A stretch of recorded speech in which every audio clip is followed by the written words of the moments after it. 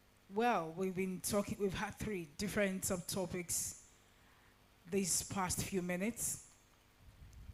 We've had different people speak to us, and I'm sure we've been taking down notes. I don't know if we have questions. We're going to reserve those questions for some time much later. I'd like to appreciate Don Geiger. He spoke to us first on the key elements of effective storytelling. He will also speak to us again on define and develop your story idea. Don Geiger has been writing and telling stories, like he told us, for more than 40 years. More than 40 years. He's written and published thousands of news and feature stories about topics on high technology, railroads, electric utilities, business management, and so on and so forth. That's very great. Thank you so much, Don Geiger, for talking to us. And I know you're going to come up again, but before you do, I'd also like to talk about Dr. Vic Costello.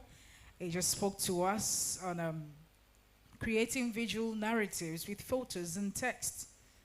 He will be talking to us again the second time on Mastering Audio Part 1, voice recording, natural sound, and so on and so forth.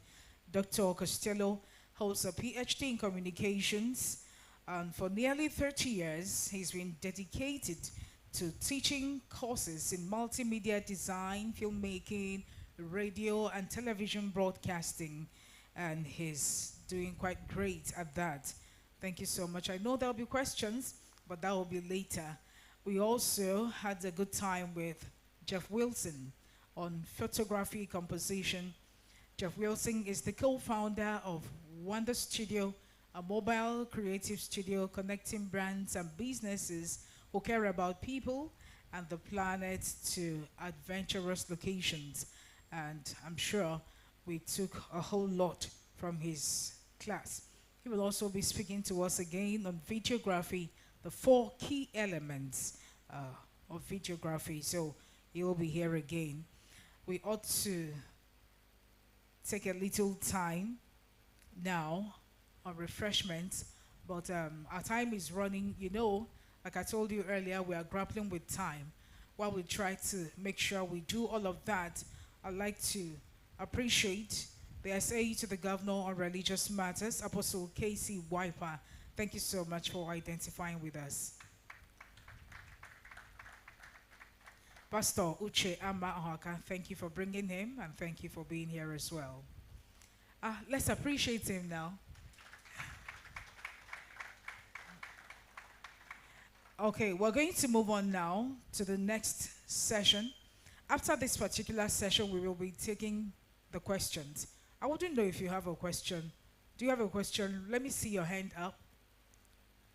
Okay, good. None yet. That means we are getting everything we're supposed to get. It's sinking. Is it working? Is it working? Okay. So, but I'd like you to get down some, put down some questions now, because I believe that by the time we ask questions, it will open up a lot more to us. Yes, it will open up a lot more to us. So, put down the questions. We'll take them later on.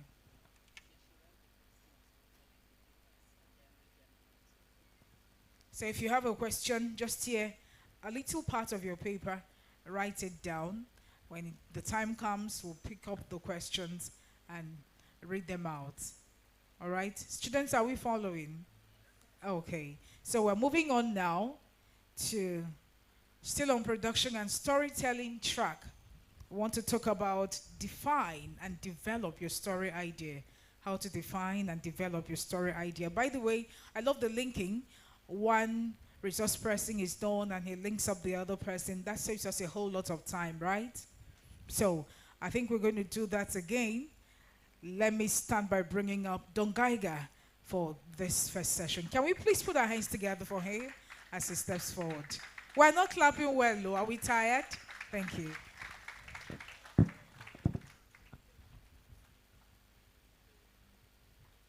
Isn't this a great day?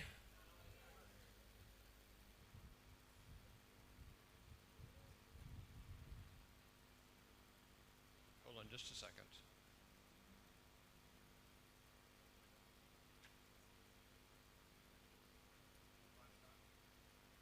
All right. So we're going to talk about defining and developing your story idea. And so I'm going to talk to you from my perspective. I work in a large corporation, and so when we develop a story, we don't just go off kind of on our own and do this. It's a very, I don't know, defined process. We're very intentional about how we prepare to tell a story. And so we're going to kind of talk through that. The first thing you have to do, and as we have said before several times, you have to know your audience. But you just don't have to know your audience. You have to know what you want them to understand about you or your organization. You have to know what you want them to feel in their heart when they finish your story. And then ultimately, you have to know what you want them to do. Because when you tell a story, especially with for an organization, you have an agenda. You want them to do something when they feel this story. So to help understand, as I mentioned in the previous presentation, you have to really know your audience. What do they watch? What do they read? What do they listen to? How old are they? Are they men or women? What mix do you have? Some organizations, and I know some radio stations do this, they'll actually create a fictional person, and they'll give her a name, and they'll give her an age, and they'll know what she listens to and what she watches and what she reads. And when radio stations, not all radio stations probably, but I know some of them do for a fact, they'll talk to that person. And so that's a good way to think about it, is when you're developing a story idea, who is that one person that you're trying to reach? And what metrics do you have about their audience and their interaction with your stories? If you have a blog, do you have metrics about the engagement, about how much time they spend on your page, about their bounce rate? You know, when they come and visit your story, do they stay on your story? Do they go somewhere else on your website, or do they go somewhere else? And you can track that pretty easily. And if you tell stories on social media, do you have metrics about how your stories performed? So what are your goals when you develop a story? What are the most important messages you want to communicate? You have to identify the most important message you want people to take away after they read, watch, or listen to your story. What's the one thing that you want them to remember? Some organizations, including mine, will identify up to 3 messages, but they are very simple, they're very clear, and they're very direct. When you develop a story, what are you trying to accomplish? Are you just trying to create awareness of your organization or whatever program you're telling a story about? Are you trying to move your audience through the marketing funnel? How many people are familiar with the marketing funnel? Okay, not very many. The marketing funnel is, first of all, at the top of the funnel, if you'll picture a funnel, the top of that funnel is awareness. You're trying to just make them aware of what it is that you're having to offer. The next step in that marketing funnel is consideration. You want them to consider, if they're shopping for something, for a product or a service, you want them to consider what you have to offer. So they're aware of you, they're considering you, and then the next step, there's 5 steps in my model, you want them to convert them to become a customer. So they become aware of you, they consider you, and then they make a decision to buy what it is that you're selling. You've converted them, but you're not done yet. You want them to become loyal customers. So you want them to come back to you. The next time they're shopping for something that you're offering, you want them to feel so loyal to you that it's a no-brainer that they come back to you. And the final step is you want them to be advocates. So when they're talking to their friends, to their colleagues, to their people that they know, you want them to become an advocate for your product or your service. Oops. So what are you trying to accomplish? Are you trying to influence a decision or a policy? That'll affect how you tell your story. Or is there something else that you're trying to accomplish? So really define what it is that what your goals are and how what you want people to do. What are the best ways to accomplish those goals? The first, again, this is my organization. The first thing we do is develop a key messaging document. you write down what is your one most important message that you want people to take away. And if you have 2 or 3 messages, write those down on a piece of paper or on your computer, and keep it simple, keep it clear, keep it direct. And then you have sub-messages. What are the supporting messages underneath each one of those that support the key messages?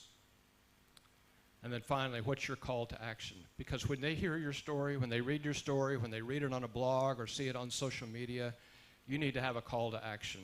You want them to do something when they have finished your story, right? You want to send them to your website, or you want them to read a document that explains your product or service. And you need to be very clear about that. Then you need to consider how you're going to tell your story. What is the mix of media that you have? It could be a blog article. It could be a video. It could be a news release. It could be social media. You could place articles in publications even. And the list could go on. And you mix those messages together. If you have a blog article, you could have a written article. You can have photos. You can embed a video in that. There's lots of ways to tell those stories. If you have a video, you can have on YouTube. I think YouTube requires a brief description of what it is that they're watching. A news release could have the same mix. It could have a written news release. You could have a photo. You can have a video component of that. Social was, of course, you all know social media well and how to do that. And we've talked already today about photography and videography, but what visuals will help tell that story? And I won't belabor this, but if you think about video, simple things. Do you have a good videographer and a crew? Have you talked about locations? Have you gone to scout where you're going to be shooting? What people are going to be in it? What style you're going to be shooting?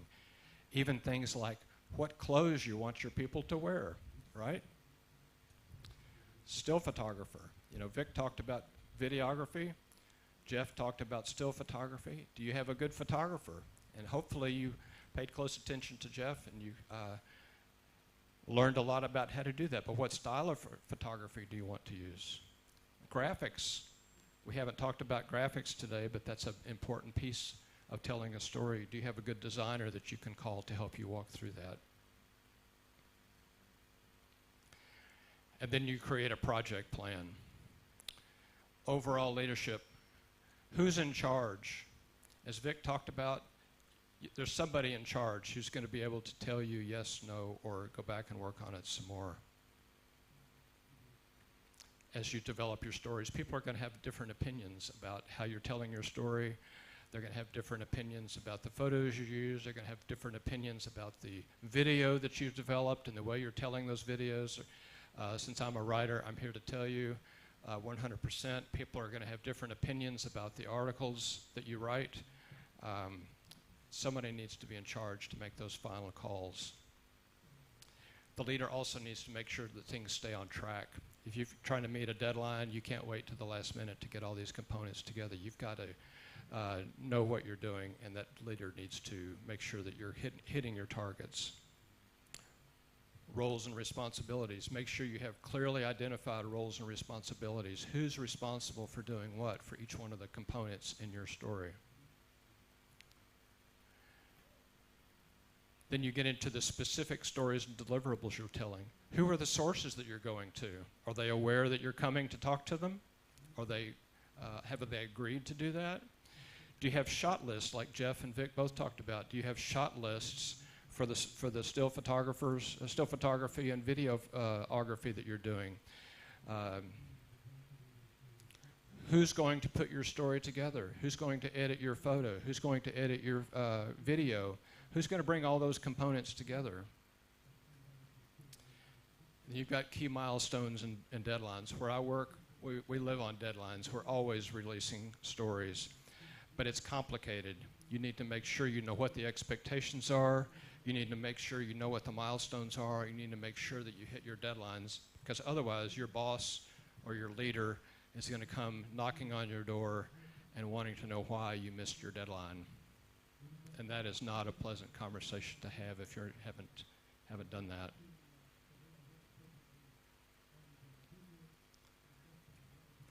So as you develop your story, I know you've got deadlines, but it's also important that you take time to get it right. If you rush through it, you're going to make a mistake, and your boss or your leader is going to come back to you and ask you to do it again. So take time to make sure you get it right. And a lot of that is taking a substantial amount of time. I've heard different percentages, but take the time to make detailed plans about all the elements and how you're going to capture them before you start production. If you rush out the door with a camera or rush out the door to interview someone for a story, you don't have a detailed plan, you're going to make mistakes, and you're going to miss something, and your boss is going to want to know why you missed it, and he's going to send you back out, and that can be embarrassing. And if you do that, it will pay off in the end. So drafts. This is where I work. We do lots and lots of reviews. And even no matter how many reviews you do, your story will never be perfect, but you want to be as close as perfect as possible.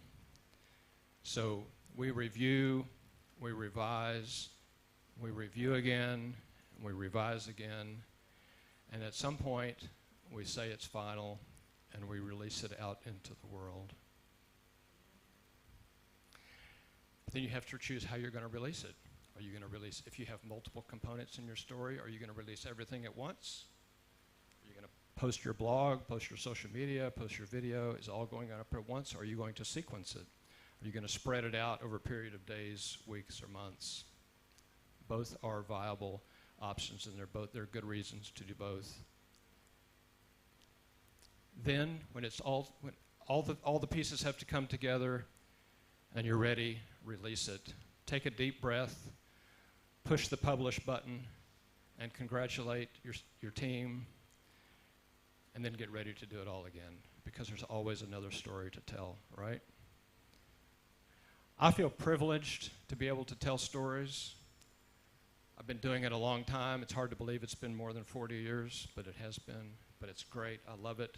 So enjoy the process. And most important, have some fun, right? Stories are great. So thank you very much. If you have questions, write them down. And like they said, we'll have a question and answer session a little bit later.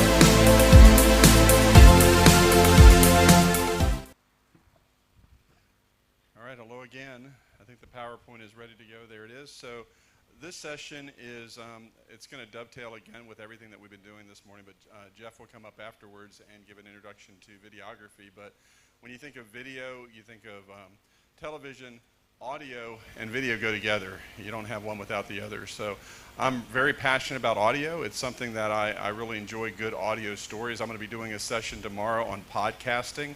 And podcasting can be radio or video. It can be audio or video. It started out primarily as an audio platform, but it's picking up more and more steam. And so I know that this is a room with broadcasters who are used to working in a studio environment, kind of like the young woman in the middle picture, where you're in a soundproof environment where you have a microphone and it's pretty easy to control external sounds and get a good recording. But then when we leave the comfort of a studio, we go out into the real world with microphones and cameras. Capturing good audio is really, really hard. We are an industry driven by professional standards. I don't quite know if there's a phrase that you all use in the United States. We refer to something that is arable as being broadcast quality. Do you guys use that phrase? If it's good enough, it's broadcast quality. It can be published. It can be distributed through the airwaves. But there's standards that determine what is good enough to be broadcast and what is not. and we have to abide by those standards. And it makes us better journalists, it makes us better storytellers when we push ourselves to do good quality work. Audio today, a little while ago, I didn't realize it, I was nervous. I've been teaching for 35 years, but every time I step in front of a new audience, a new classroom, I still get nervous. And my nervousness made me speed up, right? Sometimes we start to talk faster. I'm consciously aware of that now, and I'm slowing things down, trying to do a better job for you guys. But it's real important that you hear what I'm saying. If my words were not intelligible, if the clarity of my words were not good, if there was a construction crew right next to the tent with bulldozers making all sorts of noise, drowning me out, then I lose the ability to communicate with you. It's the message and the messenger, and we can't be an effective messenger unless we deliver the best possible message to the audience in a way that's most meaningful to them. And that's my setup for good audio. When you have good audio, you know it. You feel it. And people who have no experience know, oh, that was really, they don't even stop and say that was good audio. Usually they just say that was a good story. But if it's bad, they'll say, well, the audio was really terrible. I mean, they know enough to know bad sound, bad audio when they hear it. And so I'm just here on this session because I'm really passionate about this. This is the one area that I struggle with the most. We have a lot of students here. This is the one area when students turn projects into me, video projects and audio, where a lot of times the quality is just not where it needs to be. And there's a reason for that that I'll get into in just a minute. So let me go ahead and just get started. I'm going to go through some sound principles that you probably are aware of, but I think, again, it's good to connect the dots from where we were to where we are now. We have moved from the old analog days of recording technologies like vinyl records, right, to streaming technologies that are digital. So our ability to create content now has been democratized. None of us in this room probably has the ability to manufacture a vinyl recording. They still make them, but it's an expensive process, just like film is more expensive than digital photography. People still do it, but it costs more money. Digital opens up the distribution platform. We can now create content again with our phone with very inexpensive recorders, and then we can upload it and release that very easily through streaming platforms. So digital opens up a whole new set of possibilities for us.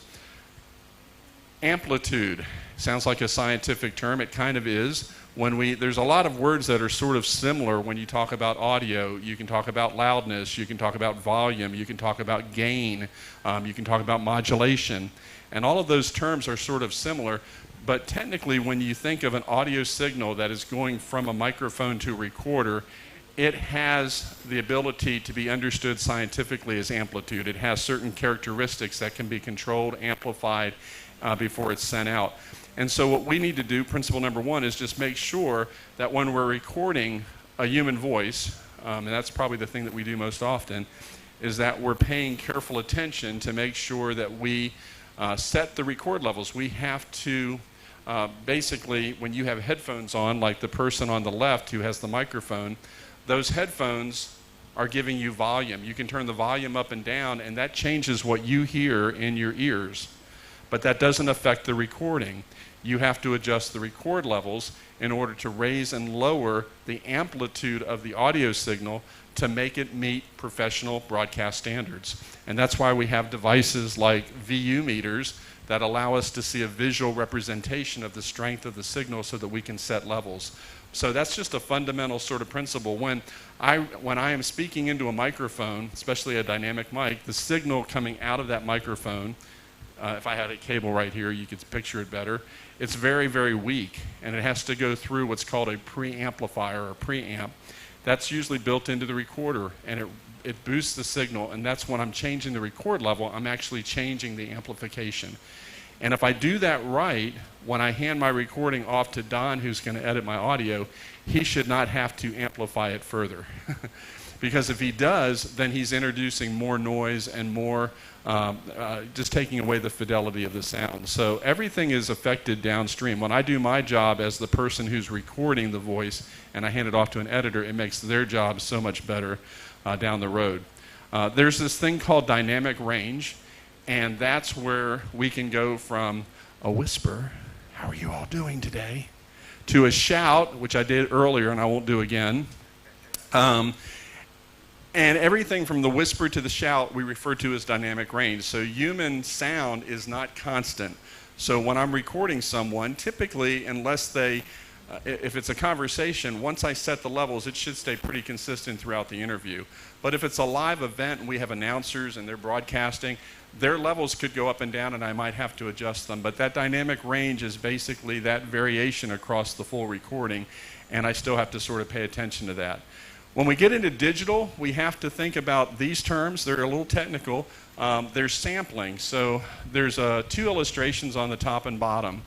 The solid red line is a picture of what analog recording was. Back in the days when we had records and cassette tapes and so forth, the needle on the record stayed in constant contact with the record. When it was recorded, every single microsecond of that recording was captured in the recording process. With digital, it's not so. Digital uses samples. And if I can personify a recorder for you, the recorder, you push record, it stops, it listens to my voice, and it registers what it hears in a fraction of a time, and it converts it to zeros and ones, which is bit depth. Then it moves a little further, it stops, it listens, it records my voice to zeros and ones. And so it's discrete, and it's in samples. And so that's why whenever we use a recorder, we have to realize a lot of times we have to set our recorder up and decide what sampling rate do we want to use. Typically, the broadcast standard is 44.1 kilohertz. That basically means for every second, the recorder is recording 44,100 samples of my voice per second. I can't even fathom that. And 16-bit means every time it stops and records a sample, it's using 16 zeros and ones, computer language, to define that one sample. More zeros and ones you have, the more data you have, the higher the fidelity of the signal being recorded. We can go as high and even higher as 96K, 24-bit. That's the professional recording industry standard. So if you go into a recording studio, a lot of times they record at a higher sampling rate, high resolution audio. But typically that's what we do there. There's this principle called the inverse square law. And this one's kind of interesting, and I can demonstrate it for you.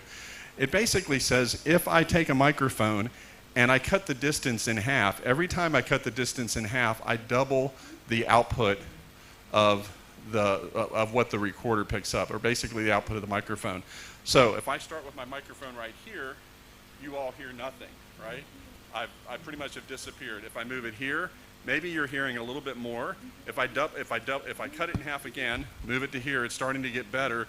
If I just go from here to here, that makes a pretty big difference. And if I go and I cut it in half one more time, now I'm up to here, and notice the difference. So it's not just a little bit of a difference, it's a big difference getting the microphone close to the voice. So typically, depending on the mic, some mics you are meant to be far away. The closer you can get to it, the better, and the more signal strength you'll have. So just keep that in mind as we think about it. I think I'm going to skip this slide because people probably know what stereo and mono are. Then we come to the second sound characteristic. We have amplitude, which is basically loudness, and then we have frequency, which is the tonality of my voice. It's pitch, like pitch in music, okay? We have highs, we have mid-range, we have bass, all right?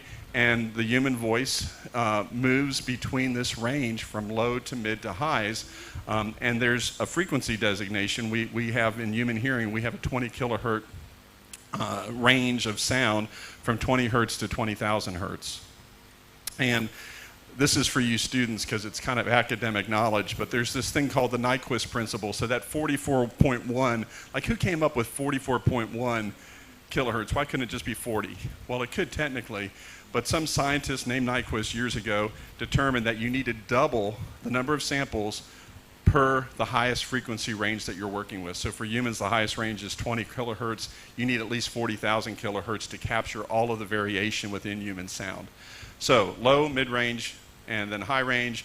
You might be familiar with equalizers in your car stereos. If you have a car or a home stereo system, you usually have controls to boost and lower the bass, boost and lower the mid-range, boost and lower the highs. You're changing the frequency and the tonality of the voice. There's this thing called the proximity effect, which radio broadcasters love because, and scientists don't even know how to explain it, but when I'm really close to the microphone, it tends to accentuate the bass frequencies of my voice. I sound deeper. I don't have a radio voice, but when I get this close to the mic, it almost sounds like I could go on air. So, hello there, everyone. Welcome to my show. And I can improve my voice just by being very close to them, almost eating the microphone is what they say. So when you see that, I know you see broadcasters, they do that. They eat the microphone, right? Get nice and close. And it can be used really well. Singers use that very, very well. There's some equipment that has a bass roll-off switch that gets rid of that effect in case you don't want it. It's a filter that takes that accentuated bass frequency out. So there's a picture of a DJ doing that very thing.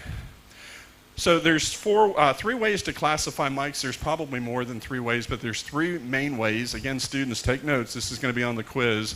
The first one is by transducer type. That's another scientific word. It's really just the pickup device in the microphone. And we have, there's like 3 or 4 different types, but the main ones you will encounter are dynamic microphones, which are self-powered. So a dynamic microphone has no power source within it, has no battery, okay, has no need for power. The signal that comes out at the bottom of a dynamic microphone is generated by the sound of my voice. It's dynamic. There's magnetic coils within the transducer, and it's like a little power plant. It generates electricity just from the sound of my voice. Then we have condenser microphones that either have a battery or power is being sent to them from the device that they're connected to. It's called phantom power. Condenser microphones can be really a lot more sensitive. Dynamic microphones are really good for, again, when you're in a noisy environment because they won't pick up a lot of ambient sound. Condenser microphones, generally, you need to be in a quieter environment. So the way this plays out, transducer type there, we have large diaphragm condenser mics, which are really good for studio work. They give a really, really rich sound. They have to usually be in a shock mount because condenser microphones, you typically don't want to hold them by hand. They will capture the noise of movement when you move them around, and you'll get bumps and all sorts of things. So they're usually mounted to a boom arm. Pop filter helps. A lavalier is a small diaphragm condenser mic, and the same thing, don't ever, Mr. Chuck said he always docks students when they do this. I would dock students as well for ever holding a lavalier microphone and speaking like this with a lavalier. Never hold a lavalier microphone like this. It has a clip. It's meant to be clipped on to your clothing to minimize transmission noise of the movement of what you're working with. Second way we can classify mics is by polar pattern or pickup pattern.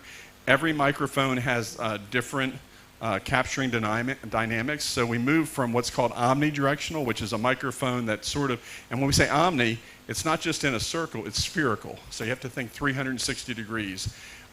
It picks up in every direction pretty much equally all the way. A bidirectional mic, which is less common, used in radio for interviews with person standing on opposite ends of the table. And then you get into cardioid microphones, which is probably what I'm using today, which is more of a heart shape. So cardioid, cardiac, it's a heart-shaped pattern. And then there's 4 variations of cardioid that go from sort of the standard cardioid voice pattern mic to progressively more directional polar patterns all the way down to the bottom. So in broadcast and film, a lot of times we use shotgun microphones. They're very long cylindrical microphones because they're highly directional. And I can actually be 6 to 7 feet away from the subject, and they'll pick them up as long as they're aimed very, very directly to them. So when we put this into practice, we have the third factor, which is form factor. And so you have studio-style mics that are typically on a boom arm. You have handheld microphones, which are, again, usually dynamics because you're holding them by hand, so you don't want to have a lot of noise. You have lavalier microphones, and then you have shotgun microphones at the end. And they all have different purposes to them, and it helps. You may not have access to the full implement of microphones, but whatever you have, try to pick the best microphone for the job. They're not all equal, and they're all kind of designed for different applications. So here's just a short little summary of that. A large diaphragm condenser mic is really good for studio use, studio vocals, podcasting, voiceovers, quiet setting. Always use it with a shock mount to minimize that noise in the studio, or a boom arm. Handhelds are great for field recording, voiceovers, live events, stand-up segments. They're really good for sports. When you have to move quickly, you can move from subject to subject and do those sort of person on the street, man on the street interviews. Lavaliers are going to be very sensitive, more omnidirectional. It's best to use those in a quiet location, okay? Quiet room if you can, or at least I used one this week outdoors, and it works fine if the background noise is fine, but it will pick up more background sound. And then the shotgun microphone is very good. A lot of corporate production is being done. Obviously, film, narrative film, and so forth uses that. Documentaries are using more and more the shotgun microphone because it stays out of the camera.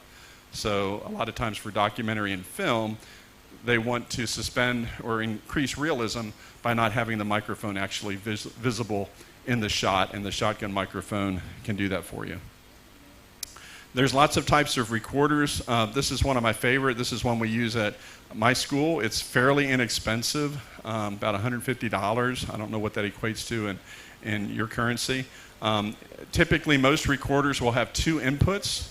So you could hook up 2 microphones and interview 2 people at the same time, but normally I'm just hooking up 1. And then again, all of these formats on the side, these are control settings that you'll have to be mindful of when you go in. You'll have to determine, do I want to record in MP3? Everybody knows what that is probably.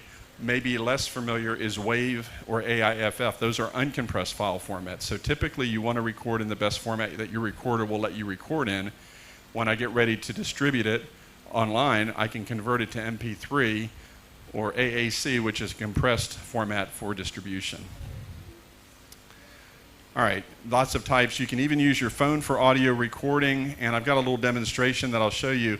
You can gig out your iPhone. There's all sorts of things you can buy. People try to sell you these microphones to put on your iPhones or your Android phones, your cell phones. The problem is, a year from now, they won't work when you get your next phone because it'll have a different connector on it. So Jeff and I were talking, neither one of us buys these things anymore. It's just kind of hard. I would rather just use the built-in microphone and learn to use it well. And just consider when you use your cell phone for acquisition, and this is a really good tool for video and audio. It is fantastic. But this is a near-field, N-E-A-L, a near-field recording device, which means I can't record you from here and have good results. I'm looking at you right there in the middle because you're looking at me and giving me great nonverbal feedback. I need to get close. I mean, I literally need to be like this far away. And if I'm this close and the room is fairly quiet, the results will be really, really good. But if I'm not, my audio is going to be subpar. So here's an example of what that might sound like. And this is going to have audio, gentlemen. All right, sounds in the background with some wind noise and some birds chirping. All right, I'm in my office and I'm actually simulating an outdoor setting. Got some ambient sounds in the background with some wind noise and some birds chirping. And I'm about 6 feet away from the built-in microphone on my iPhone. Just to give an example of 6 feet away, I have a lot of background noise that I created. And then this is when I moved the microphone 3 feet away. I just moved it like half the distance, and I got rid of the background noise. Then the recording was this. As a sort of a interfering sound source. So the audio this time should be a lot cleaner just simply because I'm using the iPhone and the audio pick. So both of those were recorded with this phone, one with good technique and one with bad technique. Does that make sense? So you just have to know what your device is capable of, and it's not does this phrase make any sense to you? It's not rocket science. Have you all heard that phrase? It's not complicated. Just get close to the subject, and sometimes we're just afraid to get close, right? So get close, you'll have better results with your subject. I know I'm running out. All right, And I'll show you tomorrow basically how you can use some new AI-driven plugins in audio programs now that can actually fix that audio, but the best results are when you do the thing correctly the first time. This is a camera. Most cameras will have an audio interface that allows you to connect 1 to 2 microphones, and then you'll have all of these controls. You just need to learn, read the manual, learn how to do these settings. These are your record attenuators right here that cause you to have a good recording and have proper levels set, and you need to plug in your headphones and make sure that you're monitoring as well. DSLRs are a little more tricky. Most DSLRs do not have XLR inputs, which are required for professional mics. So you usually need to have some sort of interface connector to them. I love DSLRs for photography, and they're okay for audio, but they do present a challenge. You have to kind of do some workarounds to get them to produce good results. And then there's standalone mixers and recorders, these are a little bit more higher end sound device systems that are used in film and documentary work. Very often in professional audio work, higher end professional work, you'll bypass the camera and the audio will be recorded separately into a recorder. The camera will pick up audio to sync with it later, and you tend to get better results because usually the standalone piece of equipment, an audio engineer can work on that, pay attention to the levels, monitor it, and then the camera operator can just work on composition. Sometimes if you're shooting video, Jeff will tell you, and you're having to worry about image composition, everything else, and audio, it's a lot to take on, and so being able to outsource that and have a separate person do that can kind of help. 8 quick tips and I'll be done. Be intentional. Good sound acquisition doesn't just happen.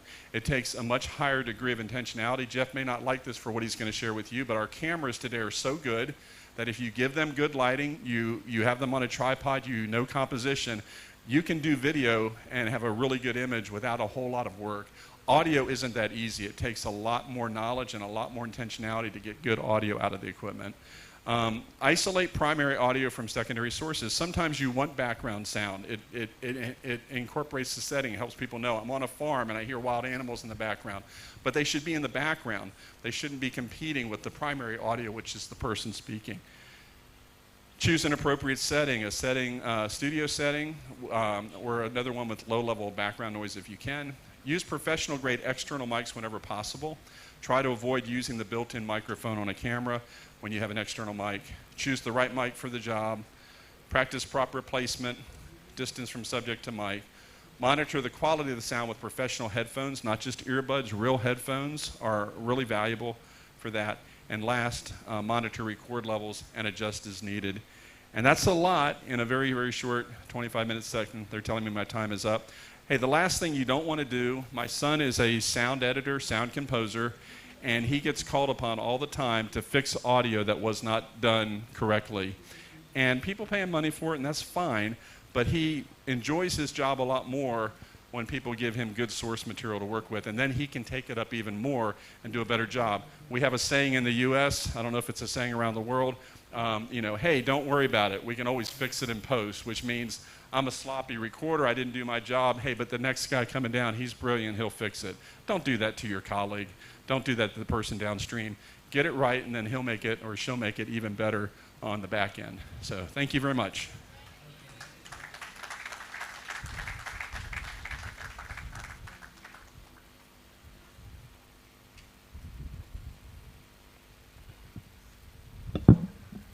Jeff, you're up. Here you go.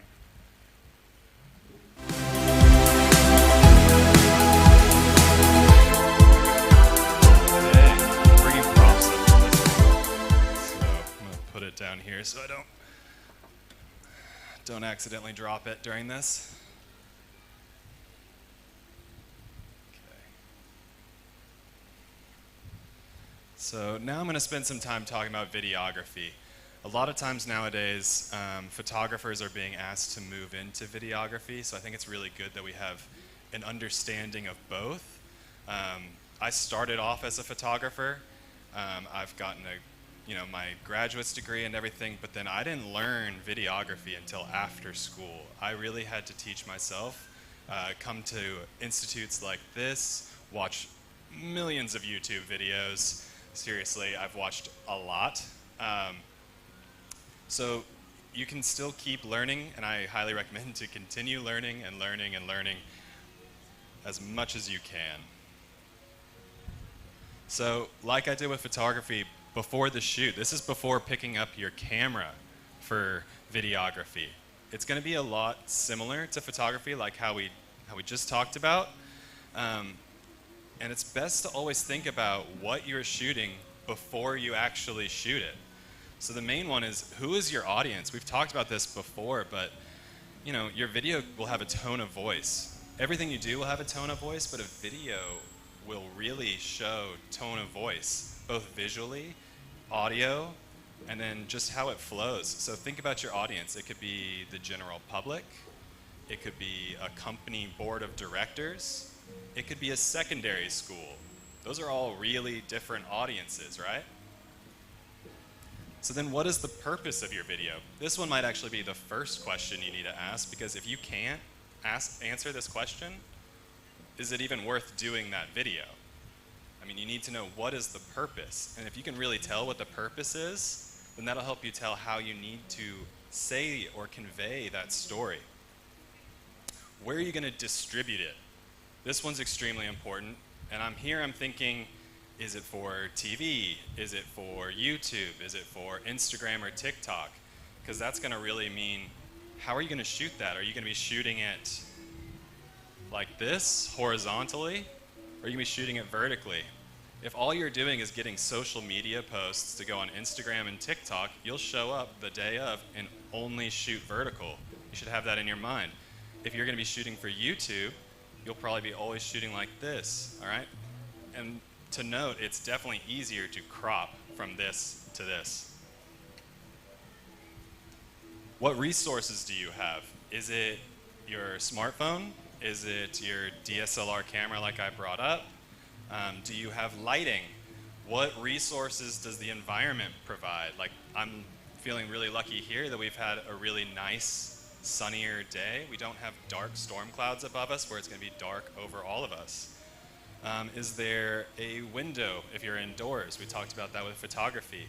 Is there a quiet space to make sure your audio is clear? Vic just really honed in on that. Always make sure you have a quiet space.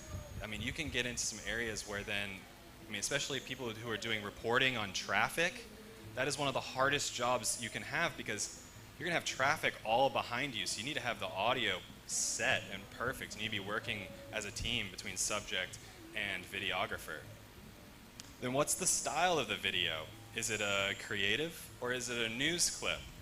If it's an interview, you know that you're going to be using those sound bites, or do you know you're going to be adding music to it, so maybe you're shooting some faster sequences? So I'm going to hone in really quick on where it's distributed. So that's going to talk about this aspect ratio. This is the proportional relationship between an image's width and height. You guys all know this with your phone, but I do want to kind of go back into what I said. It's easier to crop from this to this, because a lot of phones nowadays are starting to shoot 4K. Your DSLR camera will usually shoot 4K. Cinema cameras can shoot 8K even. So those are going to be easier to crop in, and then you can have a vertical video if you need to. How many people have seen on YouTube where somebody shot in vertical like this, and it's just got those black bars on both sides? Can I get a show of hands? Who's seen that? Everyone, how did you feel when you saw that? Did it make you want to keep watching the video as much as if the video was at its right aspect ratio? Probably not. It made you think about it. Resolution, I just talked about this a little bit too. You've got 720p, 1080p, and 4K. This is kind of giving you a little ratio here. It's showing that these are each of the steps. 1080p, that middle one, is what TVs used to be all the time. That's what I grew up on, was 1080p. Now we have 4K. Well, now we have 8K, but we've got 4K readily available to us on a lot of our smartphones, definitely on a lot of our TVs, and so that's actually 4 times the size of 1080p. So that can get you a lot more resolution, but there's trade-offs, right? If it's 4 times the resolution, it's 4 times the file size. You've got storage to think about. So you got to think about that ahead of time. If all it's going to do is go live on YouTube or just on a website, and you're not expecting it to ever see the light of day on TV, why not shoot 1080p? Because that's what most people are going to be viewing it in, and you won't be taking up 4 times the amount of storage on your device. technical frames per second. This one's really important. It depends on where you are in the world, what the TVs are showing. Most are around that 24, 25 frames per second is what they're showing. Film is at 24 frames per second. It's that gorgeous look that it's really kind of smooth and buttery. You know what I mean? Then you've got 60 frames per second. And why would you be doing this? You're doing 60 frames or above to be able to slow down the video. That's why you're shooting at that frame rate per second. If all you're going to be doing is showing an interview, there is no need to be shooting that interview at 60 frames per second because it's going to be going live or it's going to be shown at 24, 25 frames per second. Instagram and TikTok uses 30 frames per second. Who knew that? They had to make it different, right? So they use 30 frames per second. What happens when you slow down a video, right? It's going to have the amount of frames per second if you're wanting to slow it down at 50%. 60 frames per second, you slow it down by half, it's going to give you that 30 frames per second. 30 frames per second, you slow it down by half, it's going to give you 15 frames per second.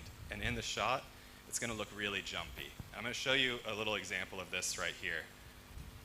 This will show you, it's on the bottom, it's going to tell you what frames per second is being shot.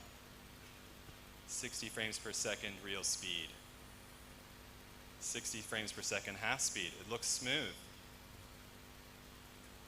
30 frames per second at half speed. It's glitchy. It really is. So that's why you'd be shooting at that higher frame rate.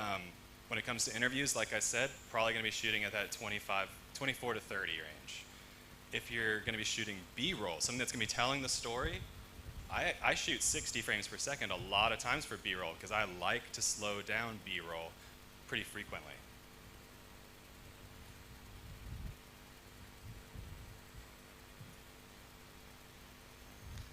So now we're going to talk about the 4 main steps of professional video. And by professional video, I mean that's anywhere from, these cameras, the big cameras right here that these guys are working with, to then your smartphones right here. A lot of professional video now is starting to be shown on or captured with your smartphones. People are on the streets all the time. What are the most common things that you see sent into news stations that get shown at night? It's from iPhone clips that are taken from the community around. The 4 main areas are stability, that one's pretty big right there, composition, lighting, and like Vic said, audio, and it's probably the most important. As a videographer, I hate to say it, but it really is. It's what can make or break your video. So I'm going to talk about stability first. Shaky footage can ruin a video. I'm going to repeat that. Shaky footage, if you're looking at a screen right now and I'm doing this, it can ruin the footage. And now there's no better substitute than a tripod like this that we're using around. We've got one there, we've got one there. I saw somebody around here with a gimbal earlier. That's something that's going to help stabilize all 3 axes, and it's going to do that. But in all honesty, how often are all of us carrying that around? Who here has a gimbal with them at all times? I certainly don't, and I'm a videographer. So if you don't have anything, use your environment, okay? I'm going to show you really quick some handheld shaky footage compared to some footage on a gimbal, just so you can see the difference between shaky, and you might not like it, to then having a gimbal.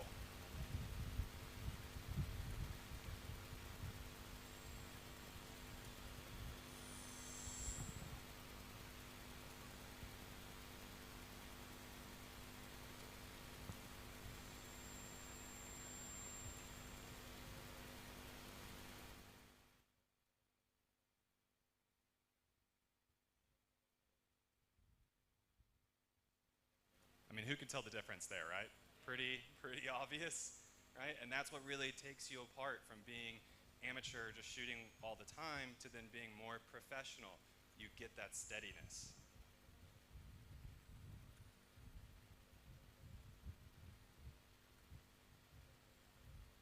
Okay, I'm going to go ahead and make sure one of the video guys is up here, because the next 2 slides, I'm going to be moving around a bit. Okay. going handheld is most common to record. Not all of us are carrying around gimbals and tripods. But you can try to perfect it a little bit better by doing a few things. So let's take the iPhone, for example, or smartphones, Galaxy, whatever. Okay, first thing, avoid fire hosing. What do I mean by that? Who's seen a fire hose that doesn't have somebody on the other end? You know, shooting water out to try to take out flames. It's going like this, right? So what I'm saying is, don't be shooting a video like this all the time, changing. Has anybody ever been on a video call with a young child? Yeah? You know what I mean? They take it, they run around the house. You feel like you might vomit. Same thing, right there. Okay, so use your environment. So if I'm up here right now and I'm trying to capture you guys, I might be putting it right here on the podium to be stable, to make sure I'm capturing some video. All right, if you don't have a podium, I'm gonna move right now. Make your own tripod with your body, okay? So you've got your two arms, you can tuck them in like this along your body, hold out your hands like this. Imagine this hand is on the camera. You'll be moving like this. It's gonna be much smoother than if your arm is even just extended out to here. You do this, you're gonna get some more up and down motion. This, you've created one more form of leverage.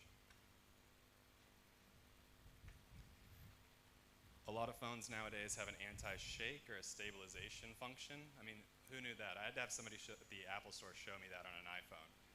You can make sure that that's always checked on, and I highly recommend it. The last thing, slow it down, all right?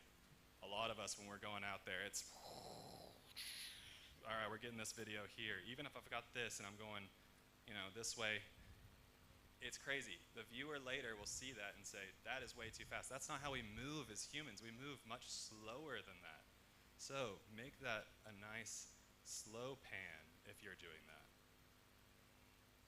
Maybe a slow tilt. Not a crazy one where you're gonna see this, right?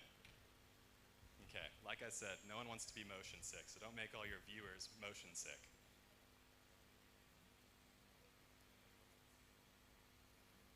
Okay, now I'm gonna talk about composition. We talked about composition with photography. Composition for videography is very much the same, all right? You do have the rule of thirds. If you're setting up an interview, you might set that person up on a third line. Next is looking space. Where is that person gonna be looking in an interview, all right? I might be looking right at the camera, so straight on could be totally fine. If I'm looking this way, it's probably better if there's more blank space on this side of me. If I'm looking this way, it's probably better that there's more blank space on this side of me. So that's where you line up your thirds. You want to make sure that your foreground and background help tell the story. Right now, this podium helps tell the story that I'm a speaker here at Media Institute, right? Like I said before, with a doctor, getting them in an operating room, that background behind them is help telling the story. Make sure that whatever your background or foreground is helping you tell the story. So in this example right here, we're interviewing a man who actually just bought this, he was able to pay off this KK. And so the original interview is pretty crazy. We had him just sitting in a normal chair telling us about his life, all right? When he mentioned that he just paid off his KK and it was a huge life moment for him, like, let's do the interview with you sitting in the KK. That makes sense. You're talking about it, let's bring the audience there with us. So we had him there. He was looking directly at the camera, so I kind of liked the framing that was created with the KK. So I put him in the middle and those frames on the thirds. Then you want to make sure your focus on what you're going to be, who your subject is in the story or what you're going to be telling, right? So if it's a person, focus on their eye before you even begin to shoot. That's where your audience is going to want to connect. If you're shooting a detail shot, make sure that what you're shooting and what you're wanting to be part of the story is in focus. Composition also includes shot variation. So this is even more than photography. You've got to think about what's the sauce, you know, what are you trying to convey? So you've got to have a lot of different types. Vic's mentioned these before. You've got wide establishing shots, medium shots that are from here up. You've got over-the-shoulder shots. I've taken a few photographs in here of people taking notes, all right? That's an over-the-shoulder shot that I'm trying to convey that there's people here taking notes, being good students, right? All right, then you've got point of view. We've talked about that one earlier too. So medium shots, I mean, I love wide shots because they really show the environment. They'll bring you to the subject scene. Medium shots will establish your bearings. So they'll show the audience what's the context of the situation. What's the spatial relationship between characters? We've got some space between us right now, right? But if I was having a conversation with somebody and we were as far apart as you and I are now on video, it's gonna look weird, right? It would normally be us sitting maybe 3-4 feet apart at most. Close-ups are to reveal the psychology of the character. So it might be what they're doing, but you might get a close-up of somebody's eyes. Is it angry? Are they confused? Are they smiling? You know, all those things are close-ups that can really help tell the psychology of your character and be really good with subtle emotions. This one I'll be moving for. So we've got camera movements. That's part of composition 2. I cannot stress enough, I put static shot as the top one on here. Static shots are the bread and butter. You want to have them there. They are going to be the essence and really create it. Then you can go with your creative shots there. So static shots, keep it on a tripod. Zoom, I would say adjusting the lens, avoid this. What they've done before this is they've zoomed it in and out to make sure that this shot right here is going to be what they want. And as soon as it started recording, they're not zooming in and out anymore. That's what you're doing to prepare for the shot. If you're going to be zooming or moving with a camera, move with your legs. God gave you these legs, all right? You're going to be using those. So next, panning, left and right movement. The difference between panning and dolly or truck, I mean, you're stationary, right? So panning is a left to right movement where the center of the camera is staying the same. So this is a pan. It's pretty good. It works really well if, say, somebody's getting out of a car or walking into a building. You're going to might be following them like that. Next, you've got tilt. That's where the camera is staying still and going up and down. Really good for an establishing shot with buildings, tall buildings, or maybe a really cool, pretty sky coming down onto your subject there, right? Then you've got trucking. So that's physically moving your camera left to right. So that's where you're actually moving it like this. And like I said,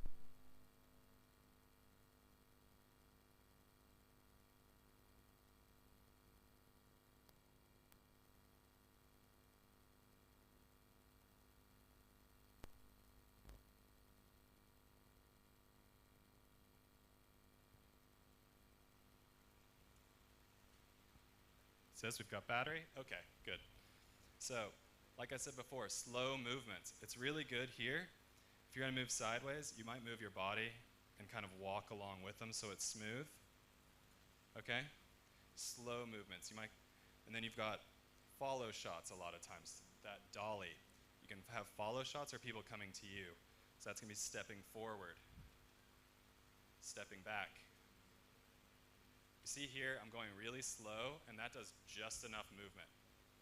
Tip of the trade, they call it heel toe, so it's heel toe, kind of staying in that lunge right there. That's going to help you be smooth.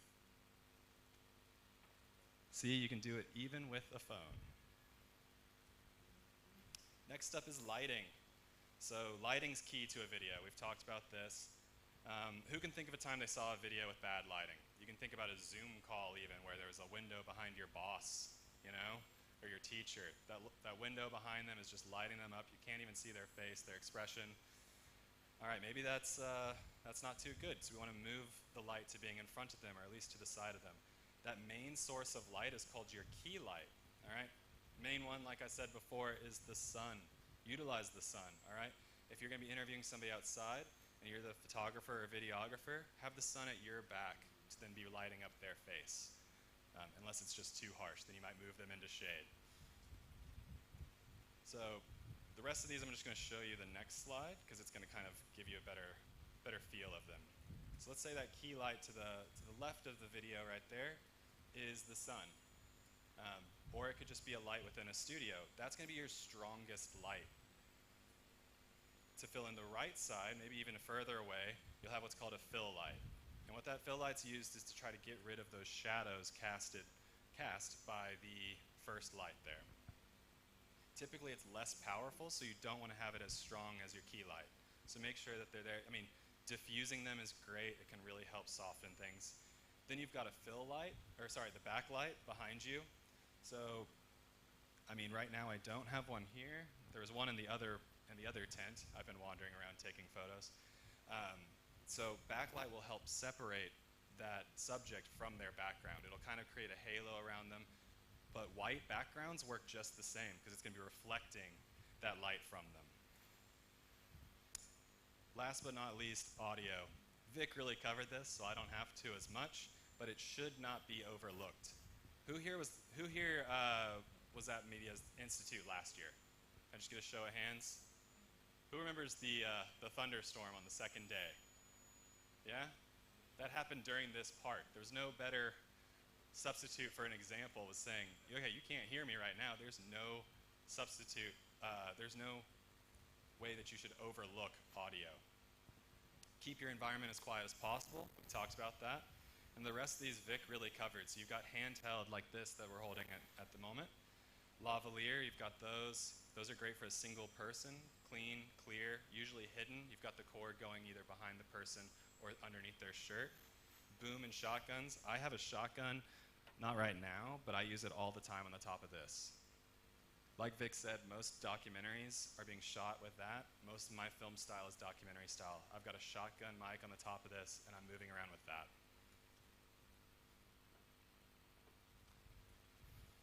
So there's a lot of options there, and I want to make sure that you just don't overlook them. So there's no way that I can stress that more. Just like photo, though, taking the video is half the battle. The other battle is the editing. All right, and tomorrow I'll be covering a lot of video editing.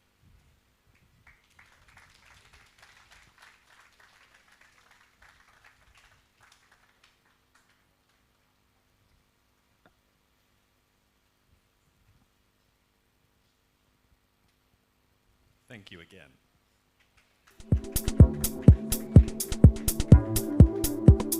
Great time. Many thanks to all resource persons today. We'll be taking the questions. We already have some questions. If you have more, if you haven't written yours, please do that. When you do that, raise your hand. Someone will get to you and pick it up. Okay. Is there any other person with questions? Okay, let me ask Chinedu, who raised up your hand before. Please help us. I think the man who was supposed to, or who has been doing that, is busy somewhere. Please help us pick yours, pick for every other person, and bring to me, please. Thank you very much. So we'll take the questions now, and I'm sure that by the time I read it out, the resource person who the questions fall into your particular topic will recognize that, step up and respond to the questions. So the first says, what are the things to pay attention to before putting out a story? What are the things to pay attention to before putting out a story?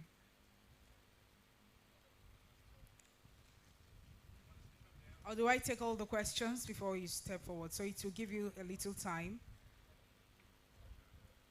Okay, that's good. So I will give this to you. What are the steps for an effective photo storytelling? What are the steps for an effective photo storytelling?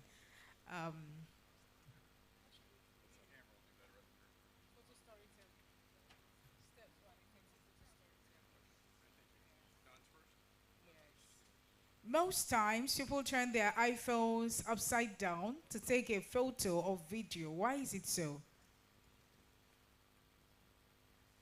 Is it possible to do all these at the same time? What? All of what? Who sent in the question? All of what? Because we have done so many things here today.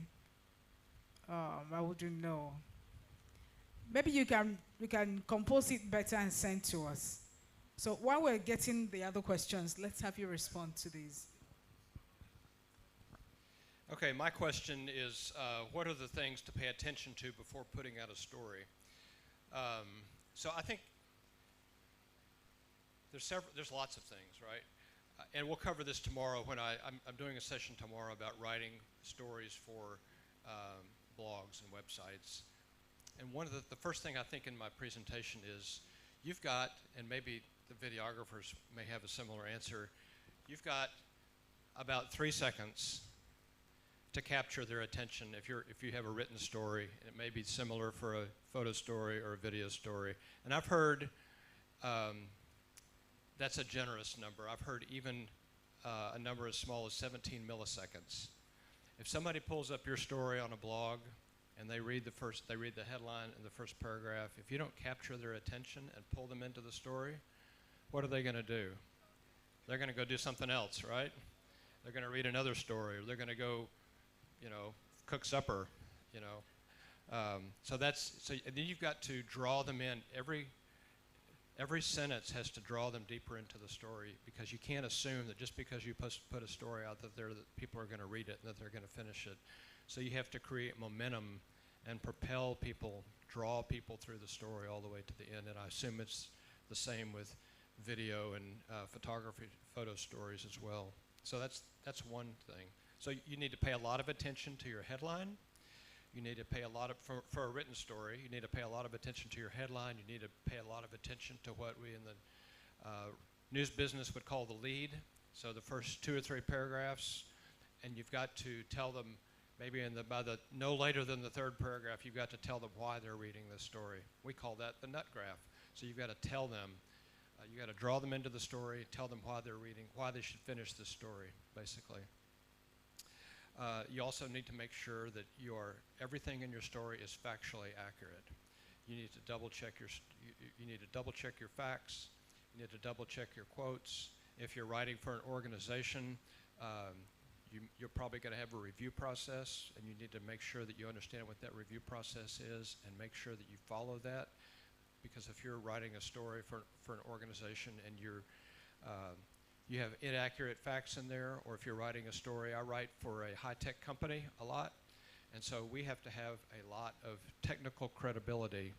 If we're talking about a technology and it's not technically accurate and not technically credible, then the company's going to lose credibility. So I would say those are, 2 of the, and then we talked about, I'll add a third element, is the messaging.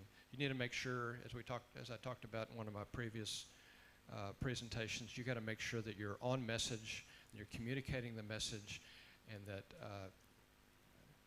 that you're consistent with that.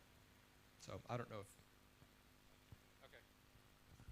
Sure. I mean, I can add on to that too, just for photo and video. I mean, there's a reason why it's called the cover photo, right? That's gonna be the first photo you see. That's the most important photo that you will be taking for that assignment, or the most important photo that you might be taking for a blog post. It's going to be that cover photo that's going to be showing people first, because that's what's going to bring them in to then read or watch or look to more of your photos later.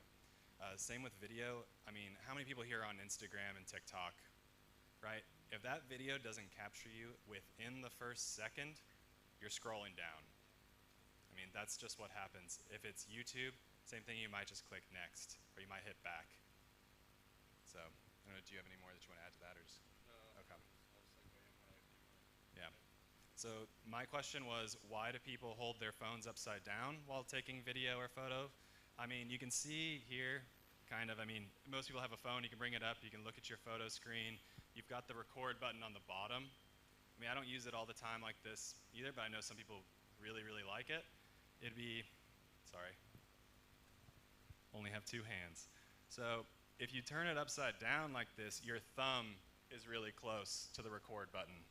That would be the reason why you do it, just to make it easy to hit the record button as often as possible. Now at times, smartphones are pretty smart, like their name implies, and so when you're recording it like that, it'll actually update before it even saves to your library to then make it straight again. The other reason is for pretty creative shots, so if you're gonna get low to do it, and you might go towards, like, if you're showing people's feet or following feet like that, that's kind of one of those creative shots. But the main reason is those thumbs of ours. I learned something new. I've never done that. That's pretty cool. All right. So my question was, what are the steps for an effective photo storytelling? gosh, we probably all contribute. I think going back to what Don said, you know, Bill Gates, if you know Bill Gates, Microsoft, I think he's the one who's credited with the saying, content is king. You guys have heard that, right? Content is king, which basically means the starting point for any message is to have a good subject, good content, something that, and I think we can use, we might define that as something that's newsworthy, something that's intriguing, something that's unusual, something that a lot of times the trope of a person overcoming a challenge, maybe it's a medical challenge, or maybe they achieved something that very few people achieve. They won a medal at the Olympics, or something like that. The man who sold, what do you call that again?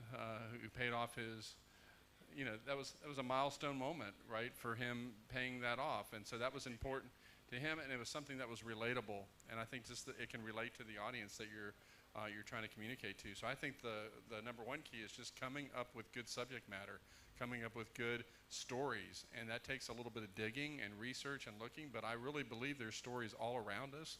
There's probably 1,000 stories under this tent right now that we would all bring together collectively that could be interesting. I think compelling images, the same reason there. I think that first image in a 10 to 12 image slideshow, that may be the make or break point. If somebody sees that first image and it's not enough to draw them in to know more, then they won't do it. I think the captions are really important, and that's where a lot of the details, I think for somebody who experiences that, but they say a photo is worth 1,000 words, so the photo is also contributing to the meaning and to the understanding as well, but that doesn't mean the words aren't important. So I think just good synergy, again, making sure that the visual narrative, what it says. And I think the last thing I would say is, this doesn't apply to every project, but narrative flow, that good beginning, middle, end.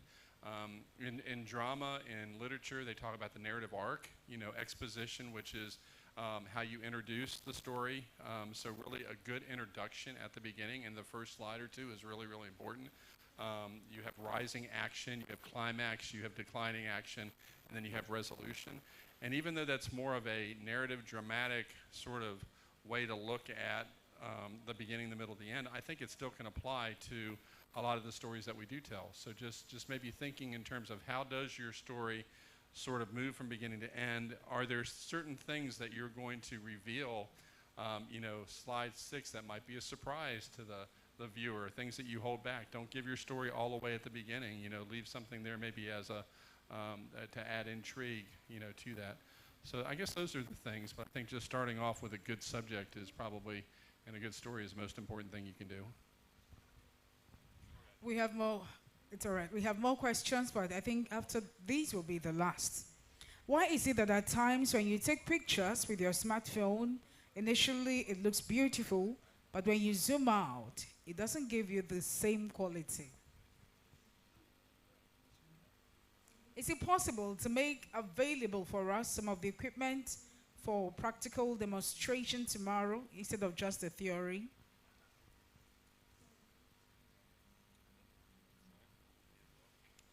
This is for Don Geiger. How can I start writing my own story? Can I borrow a leaf from an already written story from someone else as a beginning? Dr. Costello, how can I get your app and what is the name?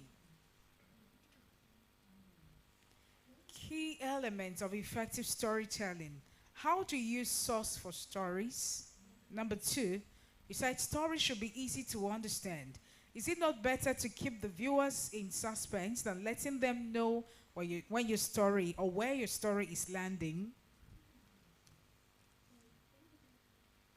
What's the name of the app or rather platform that can help you put up a name of a photo without doing it yourself? Is it possible to do both production and storytelling at the same time? Or do you need to pick a field?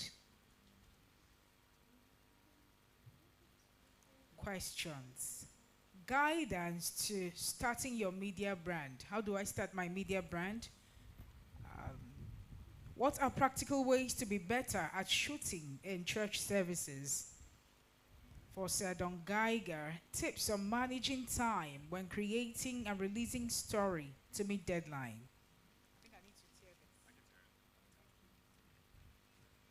Okay, that's all for now. Thank you.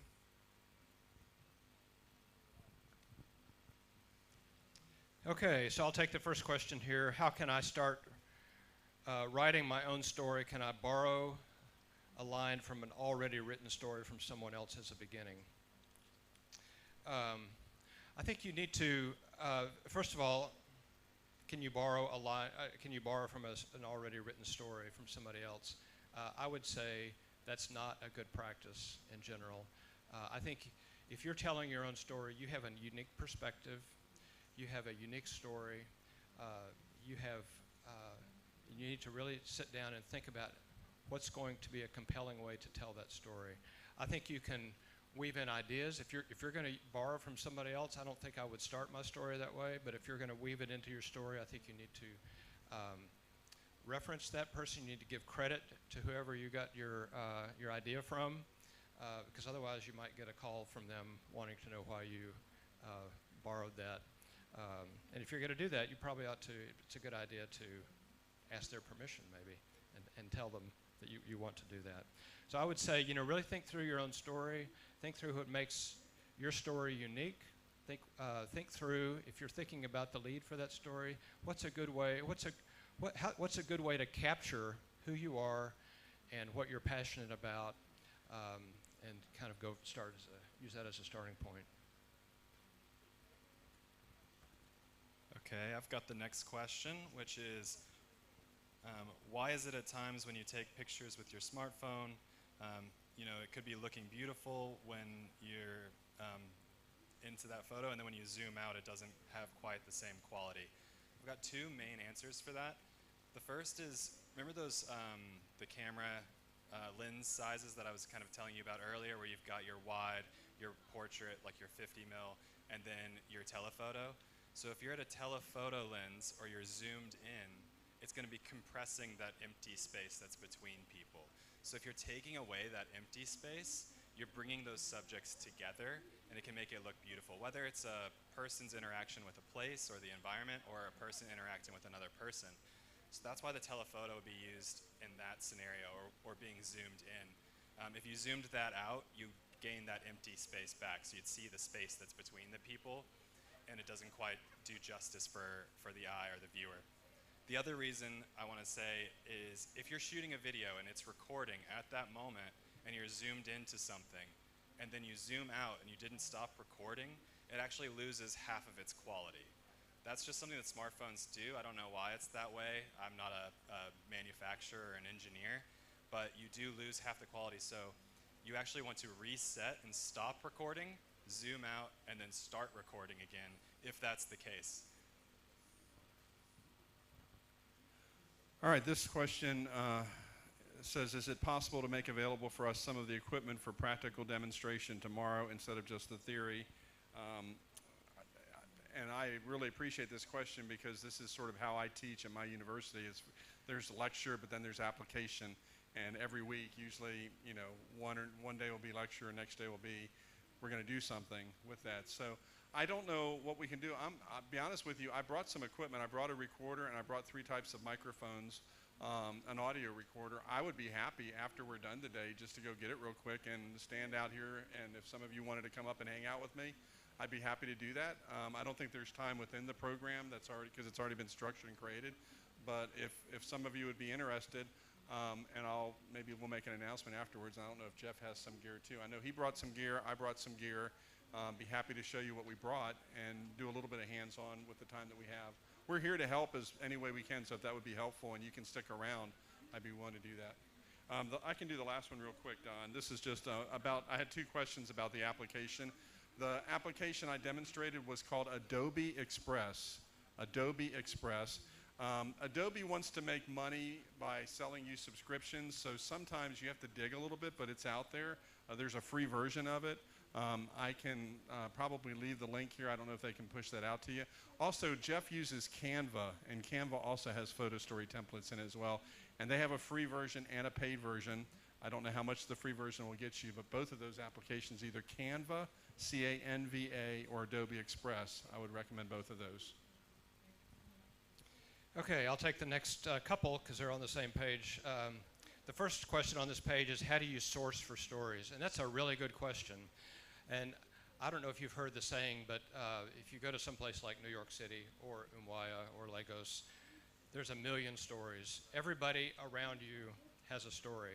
They've come from someplace, they're going someplace, they have passions, they have trials and challenges and difficulties. Many people have overcome problems to be successful, and so I'm always on the look for a good story. I'm always trying to, I try to be what I call relentlessly curious. I want to ask people, I want to get to know people, I want to talk to people, I want to hear their stories, I want to ask them questions. You always ask why. And so you have to become, and again, I'm going to talk about this tomorrow, you have to become a really good listener. You have to know how to listen actively.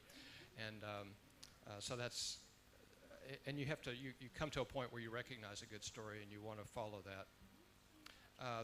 Here's the second question on this page. Stories should be easy to understand, but is it not better to keep viewers in suspense than letting them know where the story is landing or heading? And I would say that is certainly keeping viewers in suspense or readers in suspense is certainly a technique. A lot of people have used kind of the suspense model as a very valid storytelling method, and they've done that very successfully. I personally have not done that a lot. I tell stories more about trying to help you get to know whoever I'm writing about. And so it's, who are they as a person? What are they passionate about? What do they bring to the table? Why should you want to know more about this person? So I would say, yes, the suspense model is certainly a valid way to do that, and a lot of people have done that, both for fiction and for nonfiction. So I wouldn't, I think that's a very good way to do that. All right, my next question is it possible to do both production and storytelling at the same time, or do you need to pick a field? I feel like I can definitely answer that one. My company that I own is a mobile production studio. Notice how it doesn't say storytelling, photo, or video. We do offer all three. And that's why I think it's best to kind of try to practice all three. It's good to have somebody in your team that maybe specializes. If everybody has knowledge but one person specializes in that, that's great to have, because then you can also bounce ideas and everything off of each other.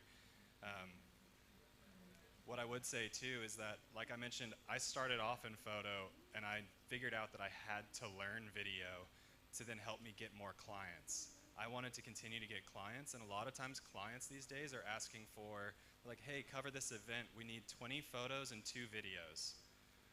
Well, they'd have to either hire 2 people, or if I can offer both of those things, that really helps, especially if I've got a team and we can be working together and we've got a good communication skill. But I would definitely say have knowledge of all three really, really helps, and specializing in one doesn't hurt.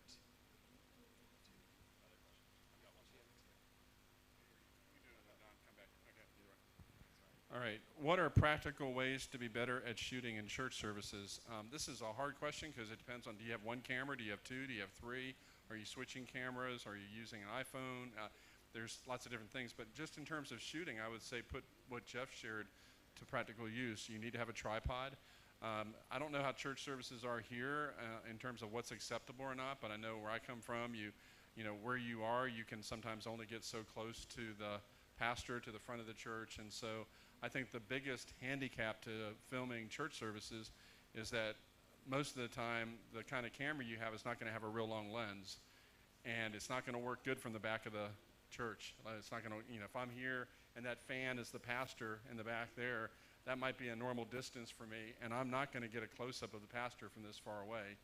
So a lot of times you're stuck with a really, really long shot unless you're able to move closer. So I guess I would say explore options for seeing if there's a possibility to get the camera closer to whoever it is you're trying to focus on, whether it's the choir, the pastor, whatever, and do those techniques. If you're doing roving camera during church, because we saw that in the church service we went to on Sunday, get a camera stabilizer. Be careful to move, slowly.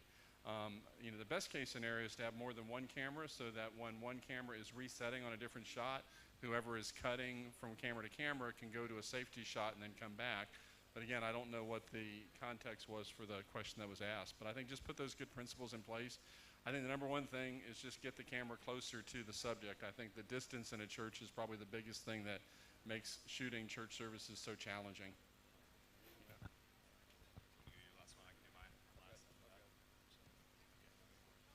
All right, so here's the next question.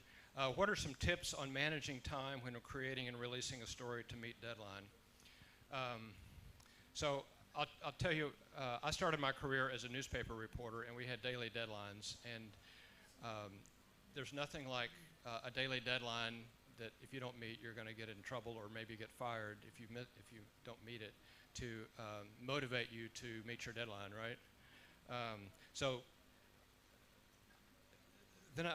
basically, you just have to sit down in front of the computer or in front of your pad and pencil and start writing, right?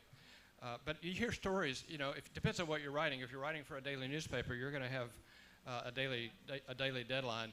I don't know if you've ever heard of John Grisham. He's a novelist who wrote lots of kind of thriller novels. He started off as a lawyer, and he would take, when he was in court, he would take a pad of paper and a pencil with him, and between his court sessions, that's how he wrote his first novel. He would sit in court waiting for his time before the judge, and he would write by hand on his legal pad. So, and sometimes it's just, you know, finding little bits of time like that. Sometimes it's just staying up late and meeting your deadline.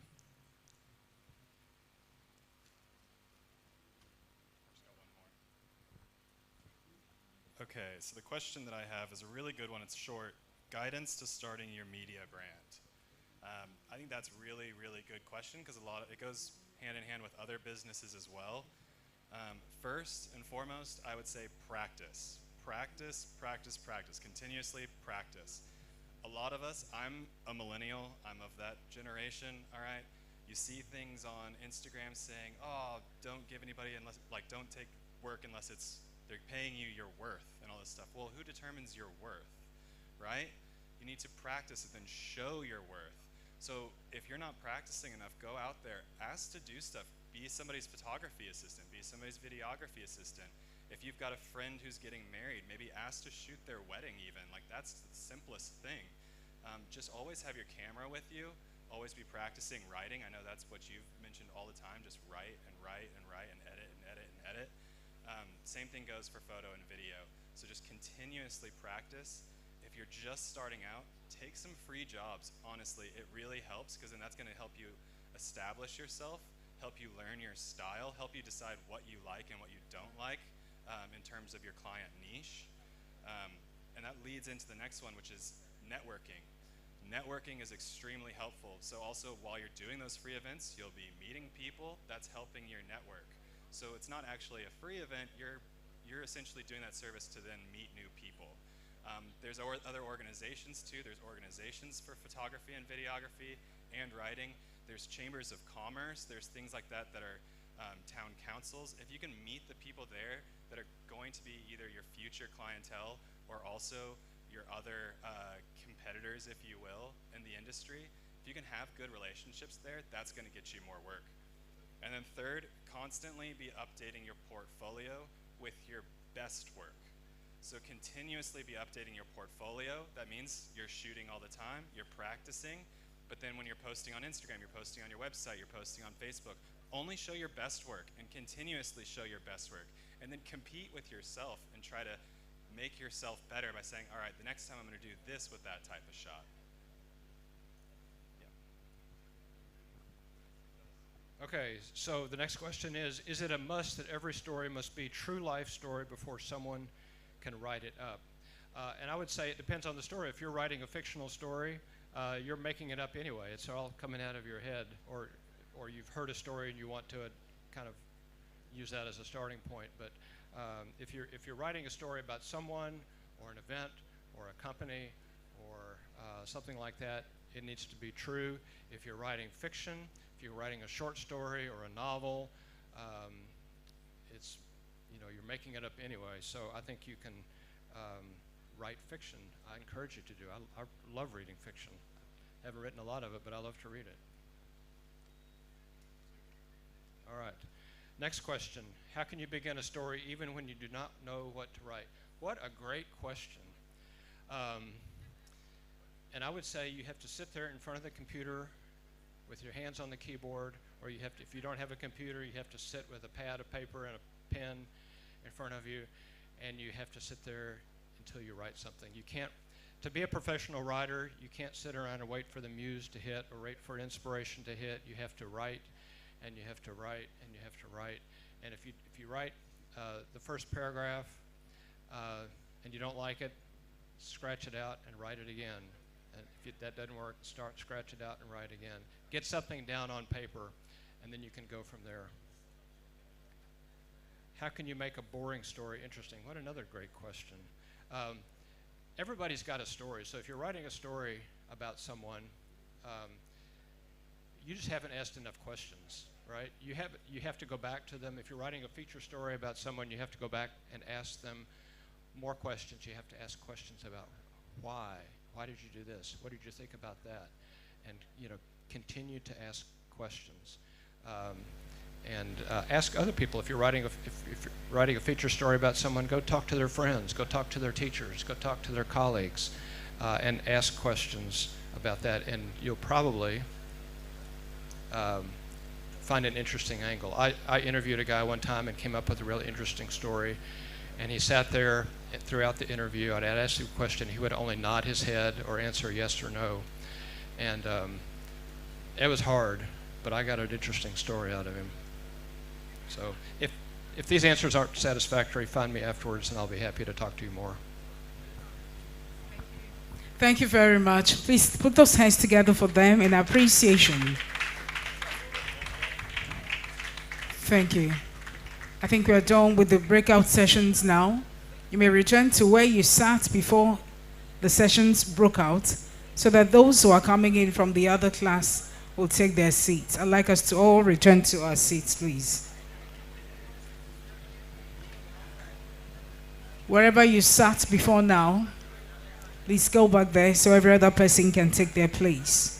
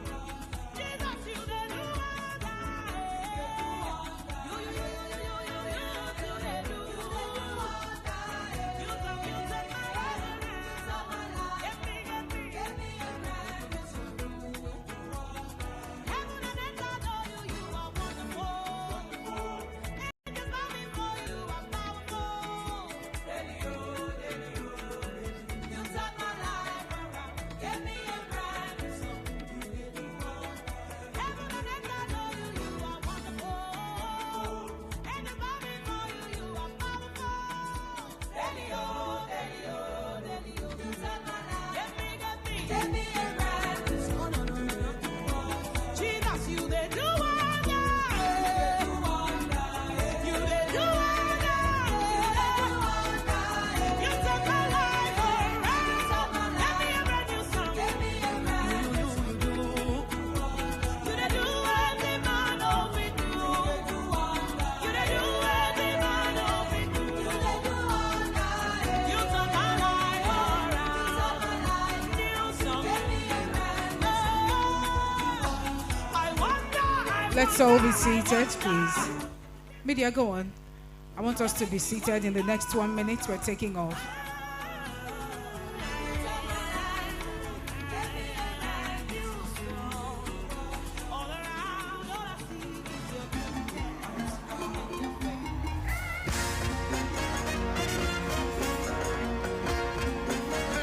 Let me hear you scream. Thank you very much. Thank you very much. We shall begin to wrap up now because we still have a couple of lectures that will last a few minutes to handle. But before we do, I'd like to make welcome the HOD Mass Communication, Temple Gate Polytechnic, Aba, Mrs. Evelyn Anyao. You're warmly welcome. I'd also like to make welcome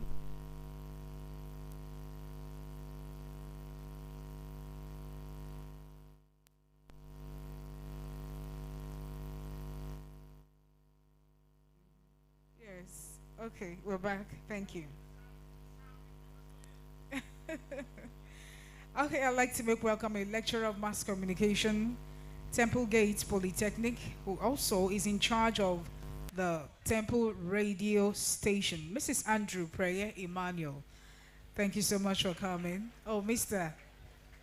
Sorry about that.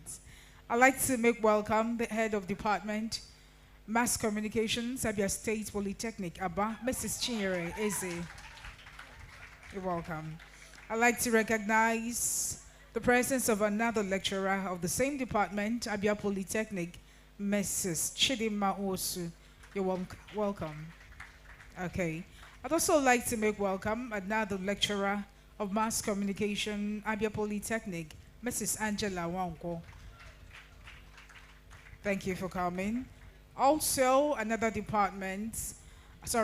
lecturer of mass communication, this time from Gregory University, Uturu, Ms. Aishat Mary. You're warmly welcome.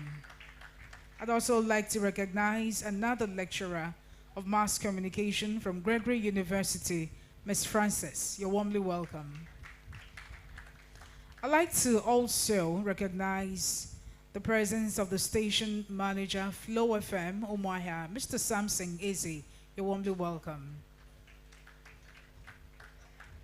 Join me in make welcome the Honorable Commissioner, Ministry of Education, Professor Uche Eme Uche, ably represented by the Permanent Secretary, Ministry of Education, Sir Chris Onwebu. We'll ask him to speak to us in a couple of minutes. Can you please put those hands together in appreciation of his presence? Thank you for gracing this event today. Please step forward and speak to your people in a couple of minutes. Thank you. Thank you, and thank you. Ladies and gentlemen, appreciate him one more time. Let's applaud him. Thank you. Thank you, everybody. Mr. Chris Onwebu is a permanent secretary, Minister of Information and Culture. I am representing the Commissioner, Minister of Information and Culture, Prince Oke Kanu. So I want to make welcome every one of us here. I am thrilled to be here. I'm quite excited. I heard the announcement on radio. I never knew it has taken off. It's good to be here. I want to thank all those that have put this together. It's a good development that we have this training session, especially the resource persons who have traveled from distances to this place. The management of Vision Africa Radio for the thoughtfulness in bringing about this. I know that this has been happening from time to time. This is the first time I'm attending, and this is exactly what the new dispensation in the state requires. You may have been told and heard and seen that it's a new government in town. It is a brand new state. It is a new dawn. Abia is no longer the way it used to be. You are here safe, and you're entirely safe. It is because a new sheriff is in town. A man who recognizes the importance of security.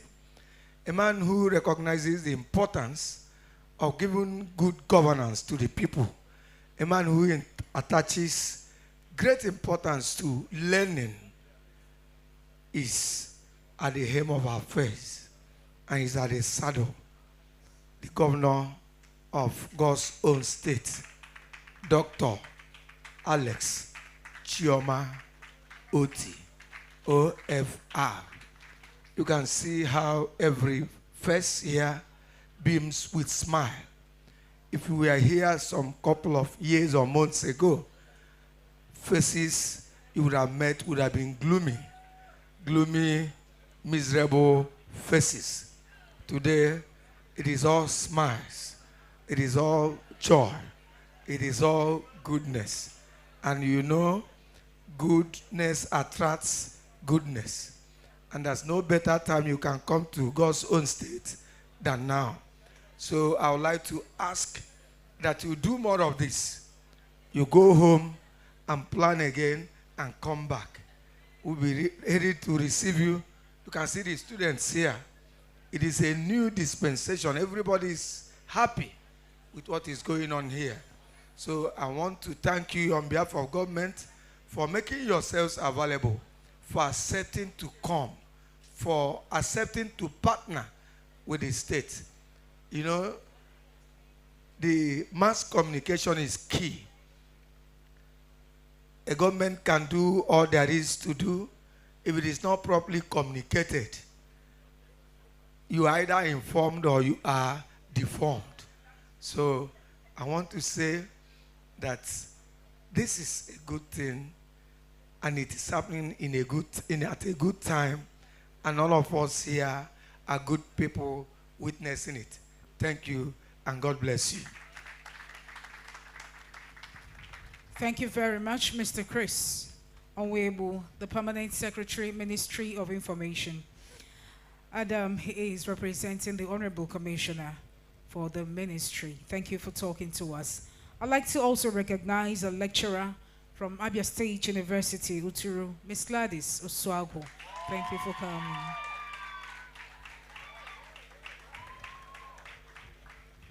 I'd like to welcome everyone from the breakout session. I believe our classes were fantastic, right? The sessions were fantastic, right? And we had a good time. Okay, so we're moving on now for the closing session. And at this point, I'd like to bring up, we have to take another lecture for the next 25 minutes. And that will be on navigating media's newest technological frontier. Of course, that's referring to AI, artificial intelligence. Permit me, or join me rather, bring up Dr. Vic Costello for this segment, Navigating Media's Newest Technological Frontier. With a round of applause, let's make him welcome.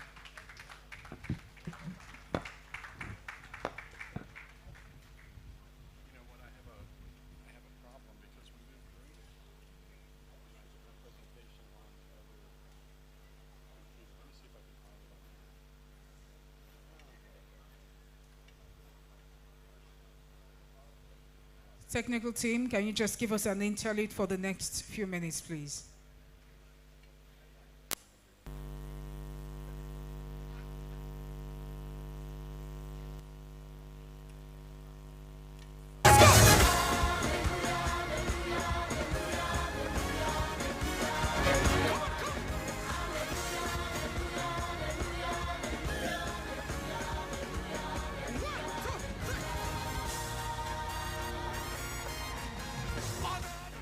Is Jeff around? Jeff Wilson, please, we need your attention.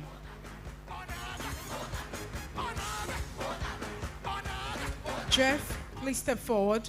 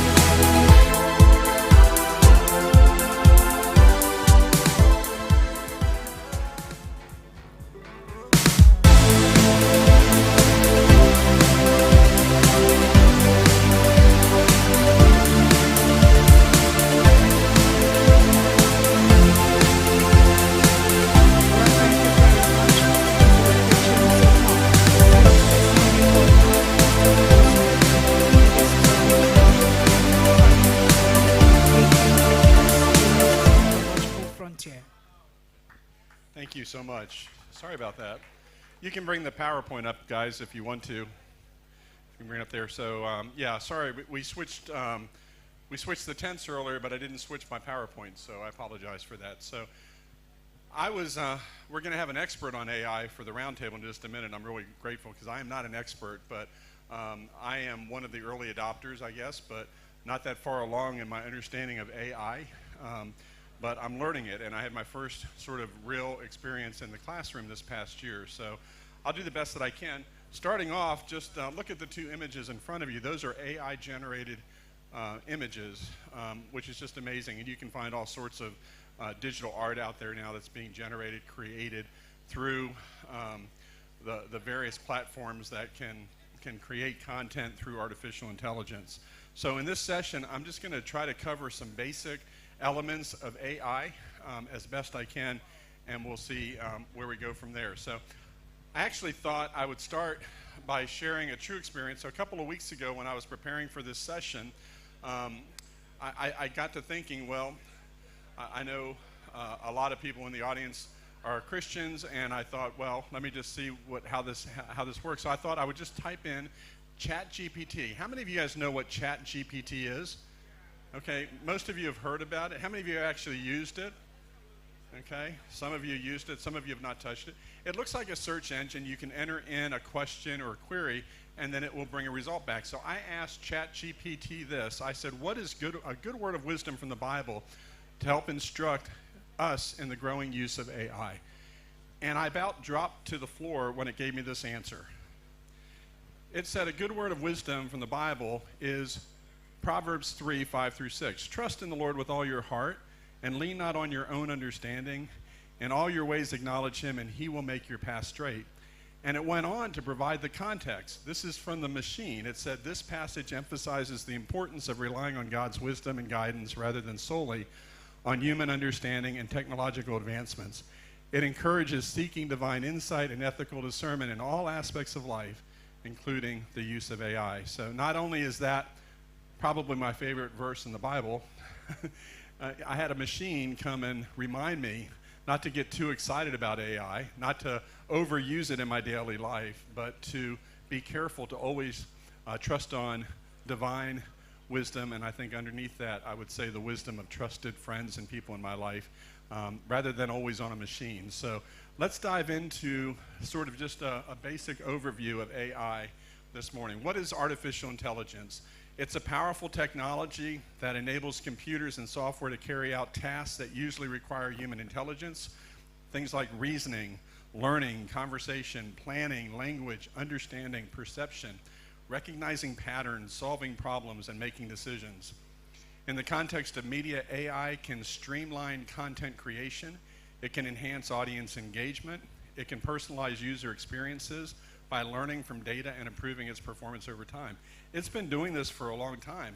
If you shop online, do anything like that through, I don't know if Amazon is popular here, or if you watch Netflix or even YouTube, these platforms start to remember who you are, and they start to suggest, because they identify patterns in your life, content or purchases that you might be interested based on a very, very deep dive into the analytics about your personal choices and decision making. So I like this last part. I had a good friend of mine tell me this. Think of AI as a tool or a personal assistant that helps you produce smarter, more efficient, more impactful media content by supplementing major tasks and creative processes you perform. So the person I was talking to said, think of your AI as an intern, somebody who doesn't really know a whole lot, and they need a very careful explanation. They need to understand content, so when you ask it to do something, the more information you give it, the more background, the better the results will be. And so when I framed my question at the beginning, I was kind of careful to ask it specifically about a Bible verse and so forth. So I think if we kind of approach AI as a tool, then it becomes like all the other tools in our tool belt that we use, and we can explore it. We shouldn't necessarily be afraid of it, but as Bishop Sunday said this morning, all of the media that have been invented since the dawn of mass media can be used to destroy, they can be used to build up. And so AI has created a lot of fear. There's a lot of people who are really worried, where is this going to take us?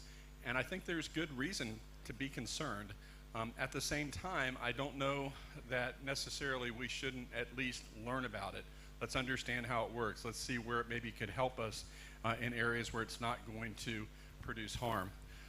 So as you start to hear about AI, ChatGPT is sort of the brand that you hear about most often. You also hear about Gemini and Microsoft Google, or Microsoft Copilot, Google Gemini. These are all large language model aspects of AI. It's a type of artificial intelligence program that uses machine learning to recognize and generate language. It sounds like a person's talking to you, and you can even respond. I can say, thank you for that result, and it will say, oh, no, no problem. It'll talk to you like Alexa or like your own personal assistant in your home will. So it mimics and simulates human conversation, all from learning through the input that has been given since its creation. So LLMs, large language models, they can generate text in response to an input. They can summarize text, articles, emails, reports. I use it for a lot of this. It's really good at analyzing heavy amounts of text. The new ChatGPT 4 can handle up to 25,000 words of input, which is a lot. So it's almost like a text analysis tool that you can use to sort of sort through things. I've used it to review my course syllabi. Hey, what do you think of this? What's missing? Improve assignments. I've even used it to create quizzes from prompts that I give it for specific things. Always being very careful to go in on the back end and verify and add my own personal tone, because sometimes it doesn't necessarily reflect my voice. And it can do lots and lots of other things. We know about virtual assistants and smart assistants, things like Alexa, Siri, Cortana. They're not specifically large language model aspects of AI, but they still use various AI technologies such as algorithms. They've been allowed a little bit longer than the current tools to understand user commands, perform tasks. They learn from user interactions to improve their capabilities over time. And again, the science and the engineering behind how they learn, maybe we'll hear about that from our expert, how that really works. Some milestone moments, I think you can go all the way back to you know, the early days of computer science, but you know, for some reason I thought about when I was 7 years old, the first you know, sort of recognized win of a computer over a competitive chess player was in 1967. You know, can the machine ever beat a human? Well, it did happen, and now it probably happens all the time. 2010, Siri and Alexa were released. In 2014, OpenAI was founded, which is the backbone of ChatGPT in 2015, and then other tools and so forth. The AI-generated art kind of began to come out in 2018. Sorry, I'm having trouble with the connection. Please try again in a moment. Piece of art. I don't know what you think about it. It's been framed really nicely. It's sold at auction for $432,500. That's US dollars. First known sort of piece of digital art. So, you know, AI is out there. It can do things that we never thought possible by a machine. And then just the evolution of the ChatGPT variants, Chat 2, 3, and 4. Then the use of AI in content creation brings us up to 2024, where pretty much it now exists in our everyday life through our smart tools and devices, through our software. We're seeing it integrated more and more into design tools and tools of content creativity. Smart home integration, streaming services use the AI algorithms, e-commerce, virtual health assistants, AI chatbots for customer services, so you no longer have to call a telephone number and speak to a human. You can interact through the machine for help, and so forth. So let's turn and kind of look at AI applications in media and broadcasting. How's this going to affect us specifically, professionally? And time will only tell, but these are just a few of the early indicators. Through natural language processing, and this is basically where the machine can be taught to understand human language contextually and sequentially, and it's done through learning. Books and encyclopedias and so forth are fed into the machine, and the machine actually learns through context sort of human language structure and how that works, and begins to be able to sort of reason as far as something that's not a real person can reason. It begins to be able to have that ability. It can be used in text analysis. We've had computer-generated news stories for years. That's not new. That's been around for several years, and it's worked best when it's like, you know, the football scores from last night with last night's soccer game. You know, you can plug in just the analytics and you can write a story about that. I think where it hasn't been particularly useful is actually stories that you know, are going to be require more human insight and so forth. But it's starting to be able to do creative writing, poems, stories, scripts, song lyrics, summaries and translations of existing documents. I'm using that quite a bit in my work right now, where I really need, again, to make sense of sometimes student feedback, student comments. In my job when we're doing assessment, I'm finding the ability, again, because a lot of times it's reams and reams of data, the AI can analyze it a lot faster and a lot better than I can. It gives me a starting point. There's a software out now, and I'm sure there's others. Here's one called Prowly that you can generate press releases for your organization through AI. AI-generated news content, as I mentioned. Sports Illustrated got into trouble a while back, I think like last year or a year or two before, because they were actually posting stories on their website, in their printed product, with fake names when it was really AI-generated news. I think their CEO got fired and caused quite a storm in journalism. So other news organizations have also gotten in trouble. So again, it reminds me of what the bishop shared this morning. When we get to the point where we can't trust the media and trust information because we are the gatekeepers, we are the frontline gatekeepers of that, I think to me this is like the biggest threat with AI, is that there's no real sourcing available. You don't really know where the information is coming from. And do we really want to hand over and relegate our trust when it comes to things like democracy and how we live and so forth to a computer, to a machine? Here's an AI script generator for writing narrative scripts. And then number 2 is visual content. So this is where we get into digital illustrations, logos, photo montages. I think of Jeff and Maddie. They have a business, and so one of the threats here is human livelihood. What's going to happen to creative production if a machine ever gets to the point where it can actually replace certain types of creative output? I don't think it's ever fully going to do that, but I never thought we'd get to the point that we're at today either. So who knows what the future will hold, but a lot of people are worried about it. In Hollywood, the recent actor strike and screenwriter strike in part were based on AI and the threat that it posed to royalties and so forth, when movie producers can now generate and reuse footage from previous movies to keep an actor alive ad infinitum. We'll see an example sort of that in just a minute. Photo enhancements and edits, generative design and art pieces, image recognition and tagging. And those are just all things that kind of are beginning to be used and beginning to be seen more and more. One thing that's interesting, copyright, at least in the US, I don't know how it is internationally, but as of last year, our Copyright Office in the United States does not protect AI-generated art. It's because the Copyright Office says that works created by non-humans, including machines, are not eligible for copyright protection. So far, that's the case. I don't know where the law is going to go. It's going to have to sort of catch up to where this is at.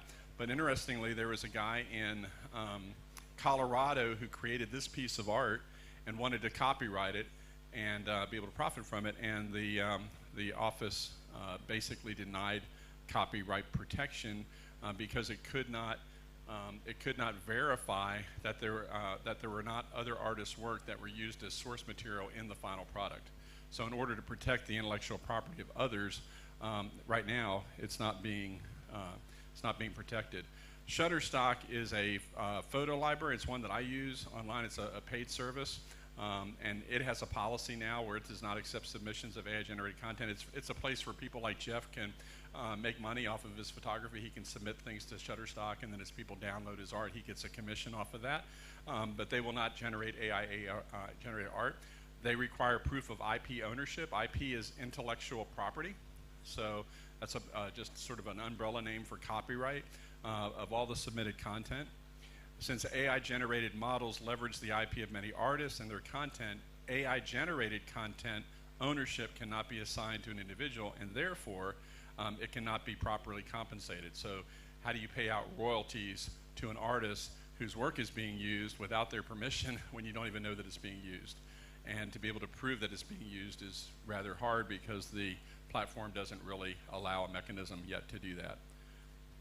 There's algorithmic bias, and I don't have a lot of time to get into detail, but there's a fear over the systemic unfair discrimination present in the output that's produced by AI systems.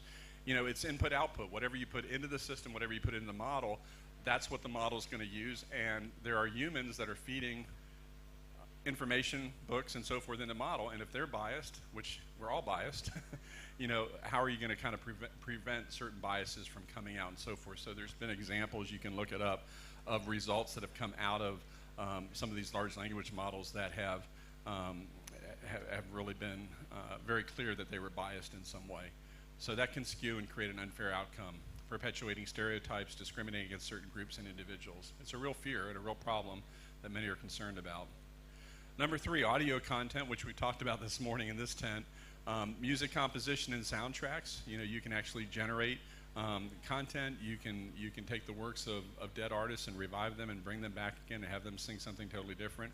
Voiceovers, dubbing, synthetic speech, audio editing and noise reduction. That's an example I'll show tomorrow of a powerful AI tool that's now in Adobe Premiere Pro that can help and go do something that manually used to take hours and knowledge and insight and plugins, and it can now do it in the push of one button, creating podcasts and audiobooks. And the last one here is, well, there's one more, video content, automated video editing, deepfake videos. You probably have heard of those. Just basically, again, when I'm looking at a video of my colleague Don, is it really Don? You know, I hope it is. But, you know, in the world that we live in, if there's content out there, such as this presentation is going to be streamed online, people, you know, the AI can basically, if this video gets put on YouTube and it lives on YouTube, then I've just given my voice and my image to YouTube, which is connected to the internet, and it now potentially could be mined for information about my voice and my image, you know, for the purpose of recreating me in some way. So it's out there. Animation, 3D modeling, generating scripts and storyboards. So here's a fun example. If you saw the last Indiana Jones movie, how many saw Dial of Destiny? Indiana Jones fans? Anybody out there? No. Only the front row of Americans. Anybody over here? Nobody saw it? Okay, Indiana Jones. So his first Indiana Jones movie came out 30 years ago, and in the latest movie, they needed to create a flashback to 30 years ago, but they didn't have the scene filmed, so they recreated it using AI. And this is a scene from the movie. So this is the older Harrison Ford. This was shot like whenever they shot the film in the last 2 years, and it's been de-aged through AI. There's audio, guys, on this. We have audio. I guess you don't need audio. What the hell? Indy? Baz? You're alive! So far. I thought I told you to stay. A much younger looking Indiana Jones created for that scene through AI, which is kind of, again, scary for Hollywood actors who wonder what's going to happen to their image afterwards. So we'll see if that comes back. I just heard a ding.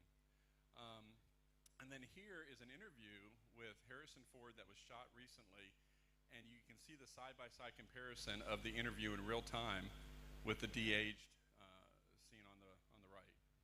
I'm trying not to look silly, you know, and running around in tight pants and high boots, and to make sure that our efforts are as ambitious as they were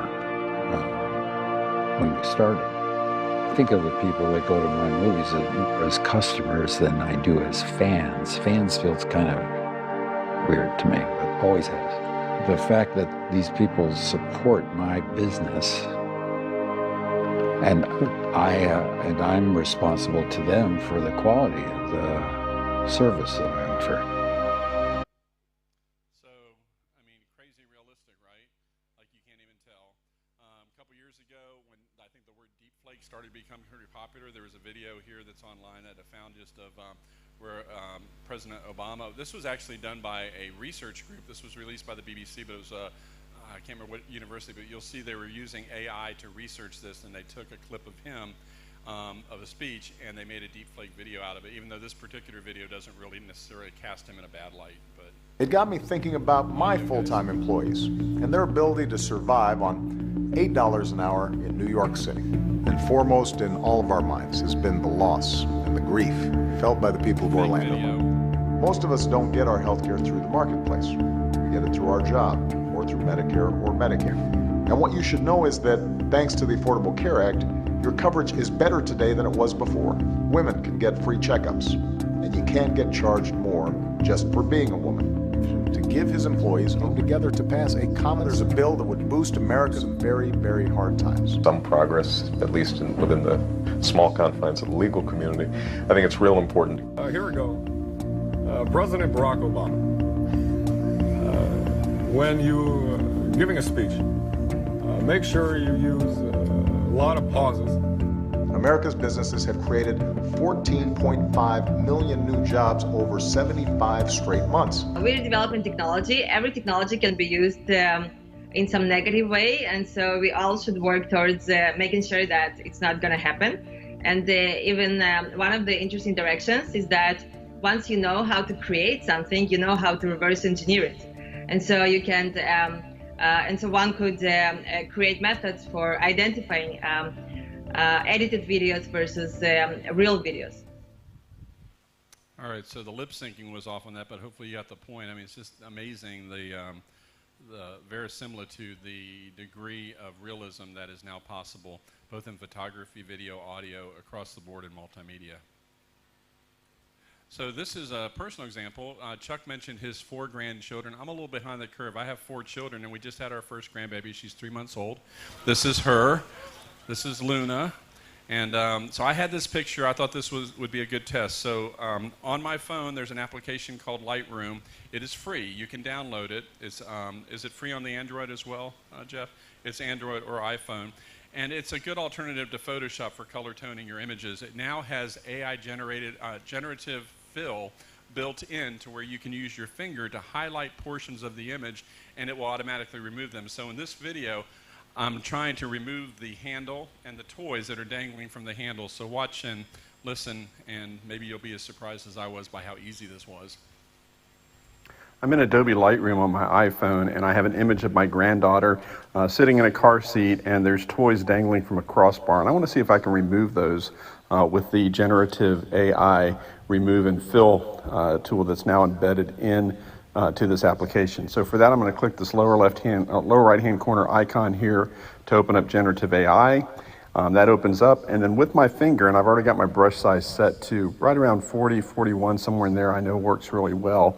And I'm going to start to highlight the area where these toys are, making sure that I capture enough of the area that I want to remove to give the AI software enough information to process the change. So it's working on that, and the first toy has been removed. I'm going to do the second one here in the middle, and again, just make sure that I get enough of the object selected.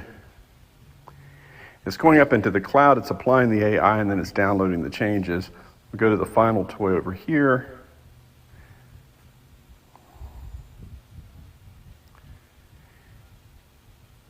And there it goes.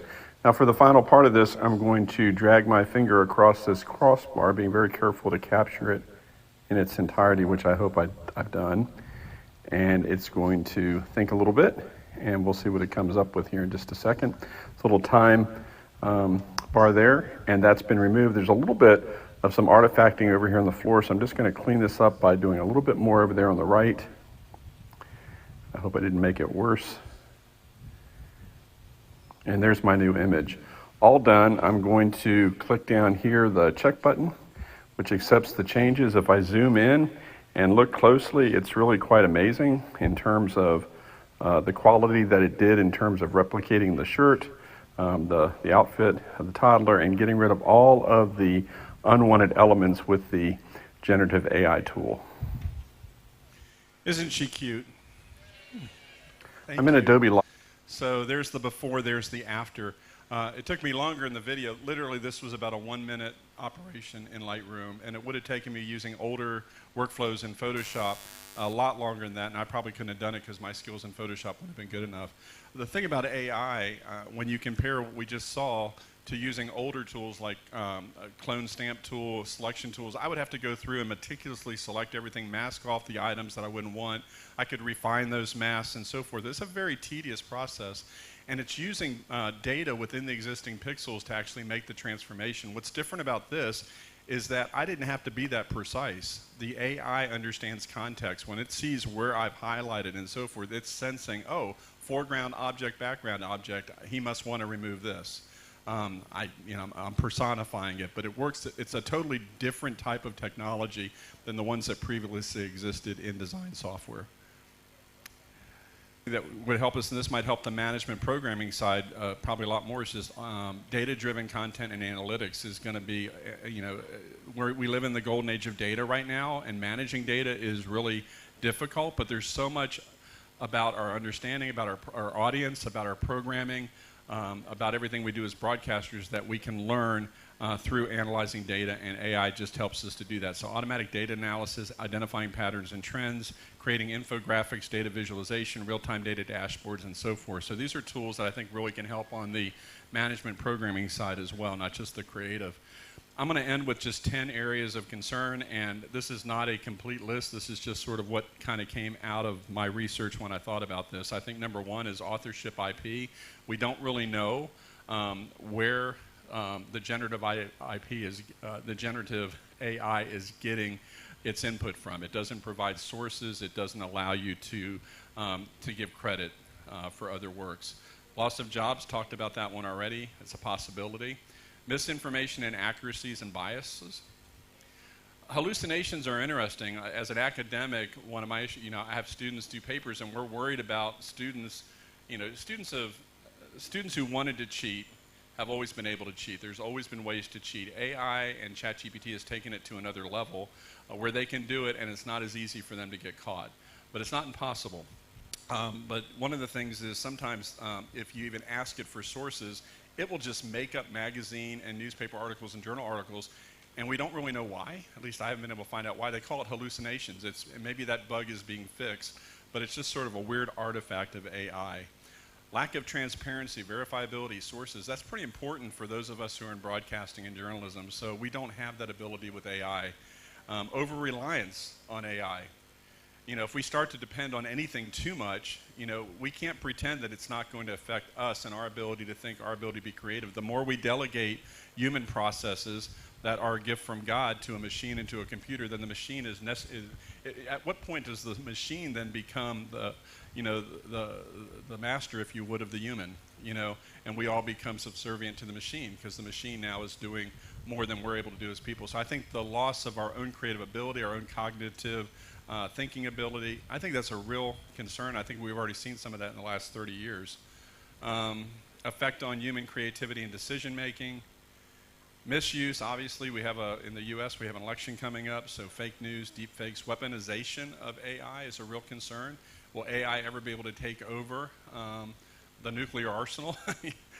Cars on the road. I mean, it's really scary when you think about the power of AI. Privacy and security is another area. And then the one that we're going to be talking about mostly here in the panel is the ethical, regulatory, legal concerns and the impact on that. And so that's really just to sort of prime the pump and get us thinking about AI as we bring up a real expert who can help us. And we'll have a panel up here to receive questions on this. But that's all I have for you. Thank you.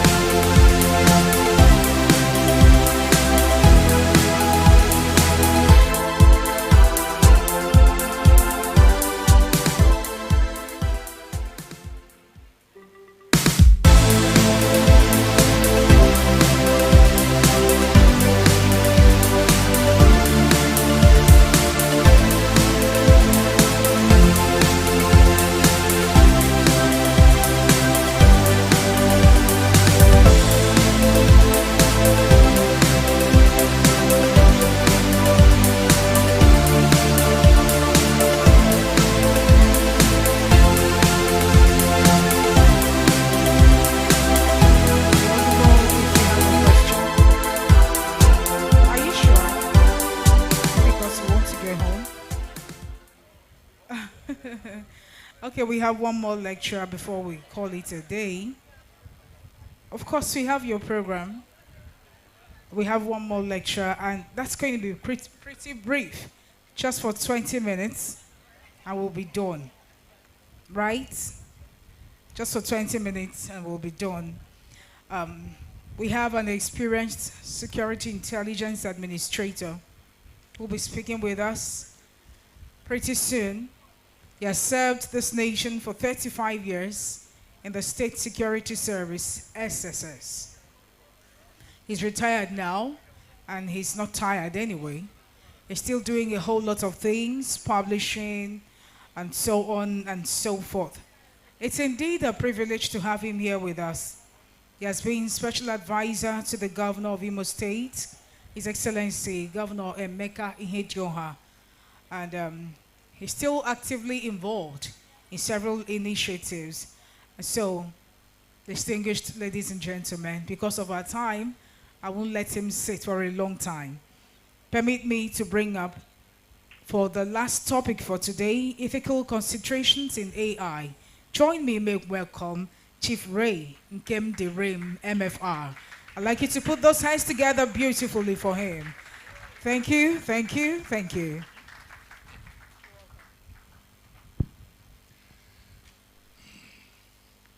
All protocols duly observed. It's normally difficult when you are asked to give a lecture in the afternoon, especially when people have listened, they are getting tired. In fact, when you even come out, some people will say, "Make this man talk quick." So please bear with me. It's indeed a privilege to be here. I stay in Abuja, and even though I have a leg here in Umuahia, but the topic I've been asked to discuss, ethics in AI. A short while ago, I had cause to speak on that topic, but from a security perspective. From the little you've heard, my background is intelligence, security intelligence. And in that paper I delivered not too long ago, I emphasized the importance of AI in security operations. You'll agree with me that generally, virtually all facets of life today, we have infused AI to enhance speed in service delivery, to enhance speed in whatever we are doing, whatever sphere we find ourselves. AI today, I don't want to say it's displacing so many professionals. Like, you want to build a house today. Somebody has gone to the university and studied architecture. But today, you can simply tell the system that you want a 6-bedroom flat and it should give you a drawing. And in no time, it gives you a drawing in seconds. You're a lawyer.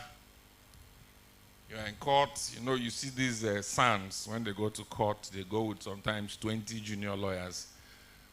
And when a particular issue is being discussed, and references have to be made to precedents or previous cases, you see lawyers scanning through their books for such references. But with AI now, it's just a touch of the button. So you begin to ask yourself, do we really need lawyers? Perhaps in the long run. Medical science. You are sick. A touch of the button. You feed in what you think is your problem. And it gives you all the answers. You begin to ask, sooner or later, what will be happening to the medical doctors? For us in security, it's the same thing. Our operations are being enhanced by AI. But again, sorry, I just took it for granted that we all know what AI is, or maybe, let me just say, when you, in a layman's term, it's just about using a machine that thinks, that performs functions without human intervention. Algorithms have been fed into the system, that is, commands and instructions have been fed into a system, so that whenever you have any inquiries to make, you simply feed it into the system and it gives you a feedback. That's simply what it's all about. So for us in security, for instance, I want to know what is happening in this premises. I don't have to start posting policemen all over the place or security agents all over the place. We have all sorts of technology that can do all sorts of surveillance and predictive analysis for me and tell me these attacks all over the country, bombings going up. And I had some of my retired colleagues come visit me and they were embarrassed. They said, look, what are you guys doing? Like in our own time, we used to, when we arrest criminals, we put them in the cell.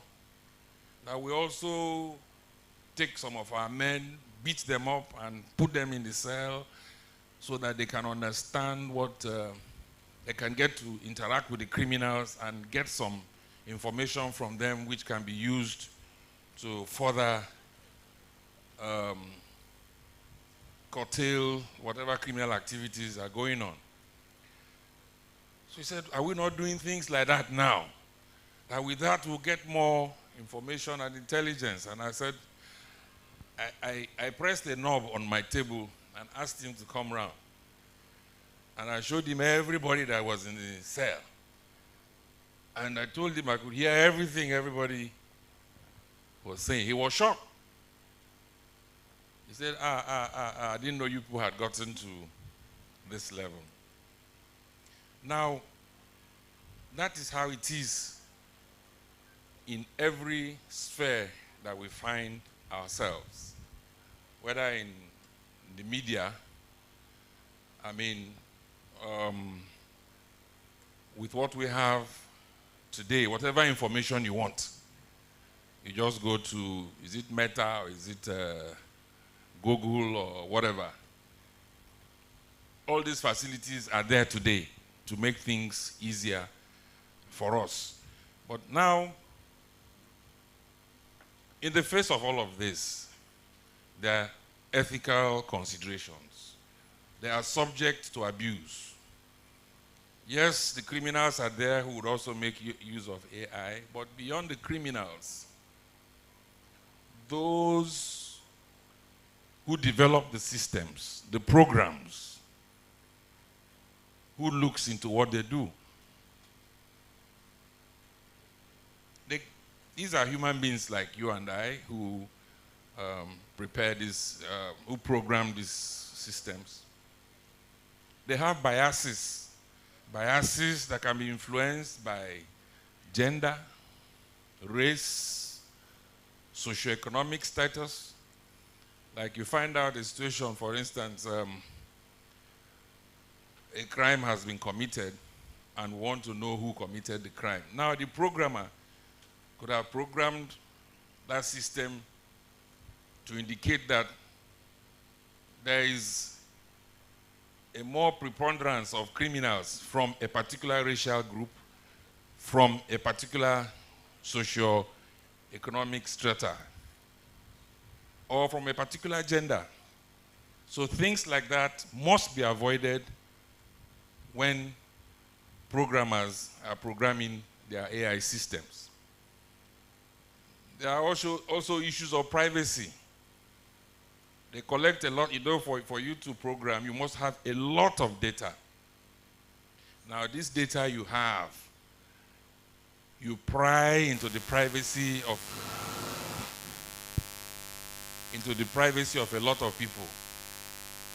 In the course of acquiring this data, sometimes people's personal medical records, which are private to them. So those programmers must be careful while developing their systems to ensure that they respect people's privacy. People who do these programmers must be accountable. Should these AI systems be used for wrongdoing or any adverse results come from them, somebody must be held accountable. Again, when I look back, when we were younger, there's this story we used to hear about the Frankenstein monster. There was a book written, I've forgotten the author of the book, Mary somebody. And Victor Frankenstein created a monster. A monster, very, very intelligent, very big, but somehow the creator had issues along the line, and that monster became some kind of terror, ended up killing people and all of that. Now, this AI we are developing today, we have to be careful also to ensure that it does not fight back.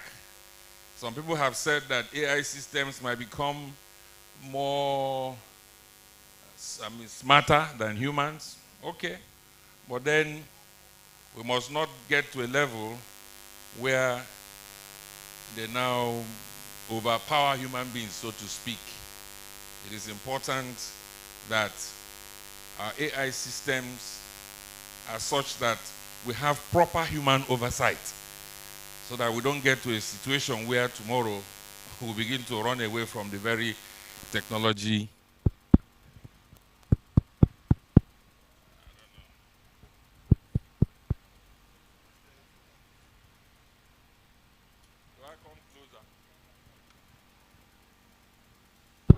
Okay.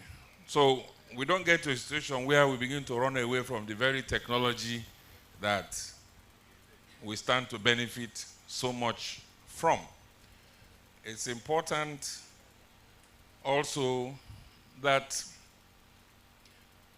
when these AI systems are designed, they are designed in such a way that they are human-centered.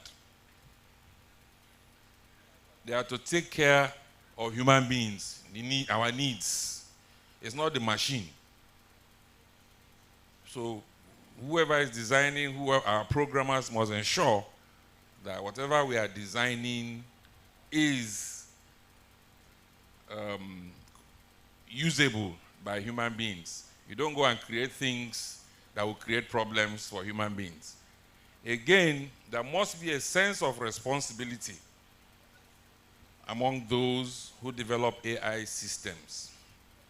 AI systems have been known to falter. There have been accidents, vehicular accidents. There are vehicles that these days are unmanned, so to speak, but some of them have been involved in accidents. At the same time, some diagnoses from AI, sometimes they are not 100%. So when things go wrong, who do we hold responsible? Do we just say, we got that from AI, and we leave it there? So talking about ethics, we must take all these factors into consideration and ensure that this system, as much as we expect so much good from it, it is also fraught with dangers. So we must, as much as we must embrace AI, we must also take steps to ensure that it doesn't become a threat to us in the long run. I think I want to leave my talk here for now. If there are any issues or questions that we might like to ask, I'll be very, very willing to take them. Thank you very much.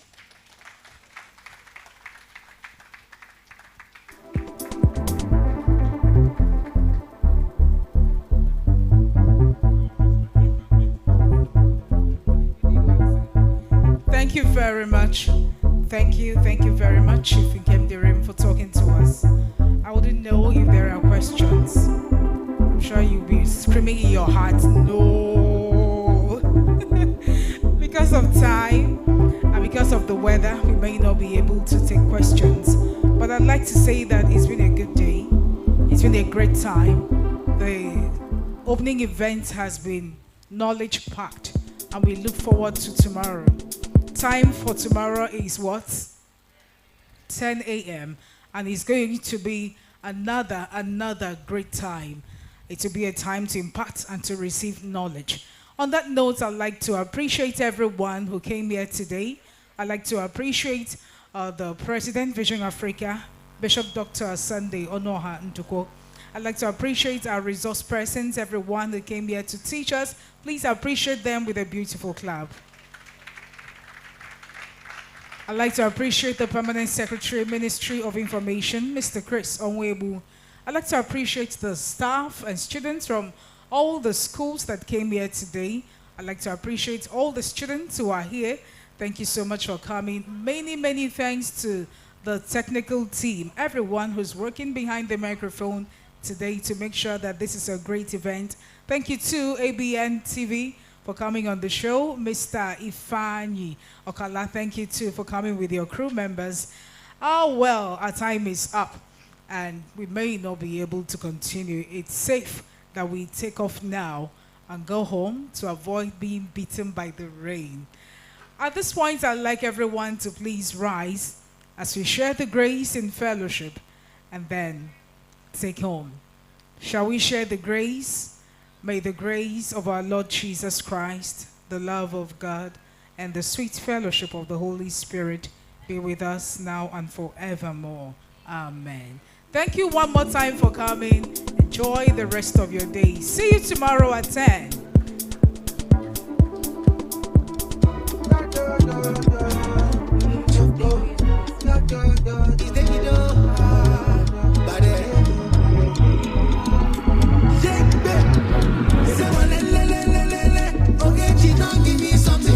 Roja over. I don't even tell you go like she do me karashika. Make I no feel liver. Me way be John Cena. I say I swear you mine. Die. Baby girl now you make a design. My life. I show fake show now show your shoe design. Now you will be my wife. That's to be my wife. For you I paid the price. Oh Gigi, oh Gigi, oh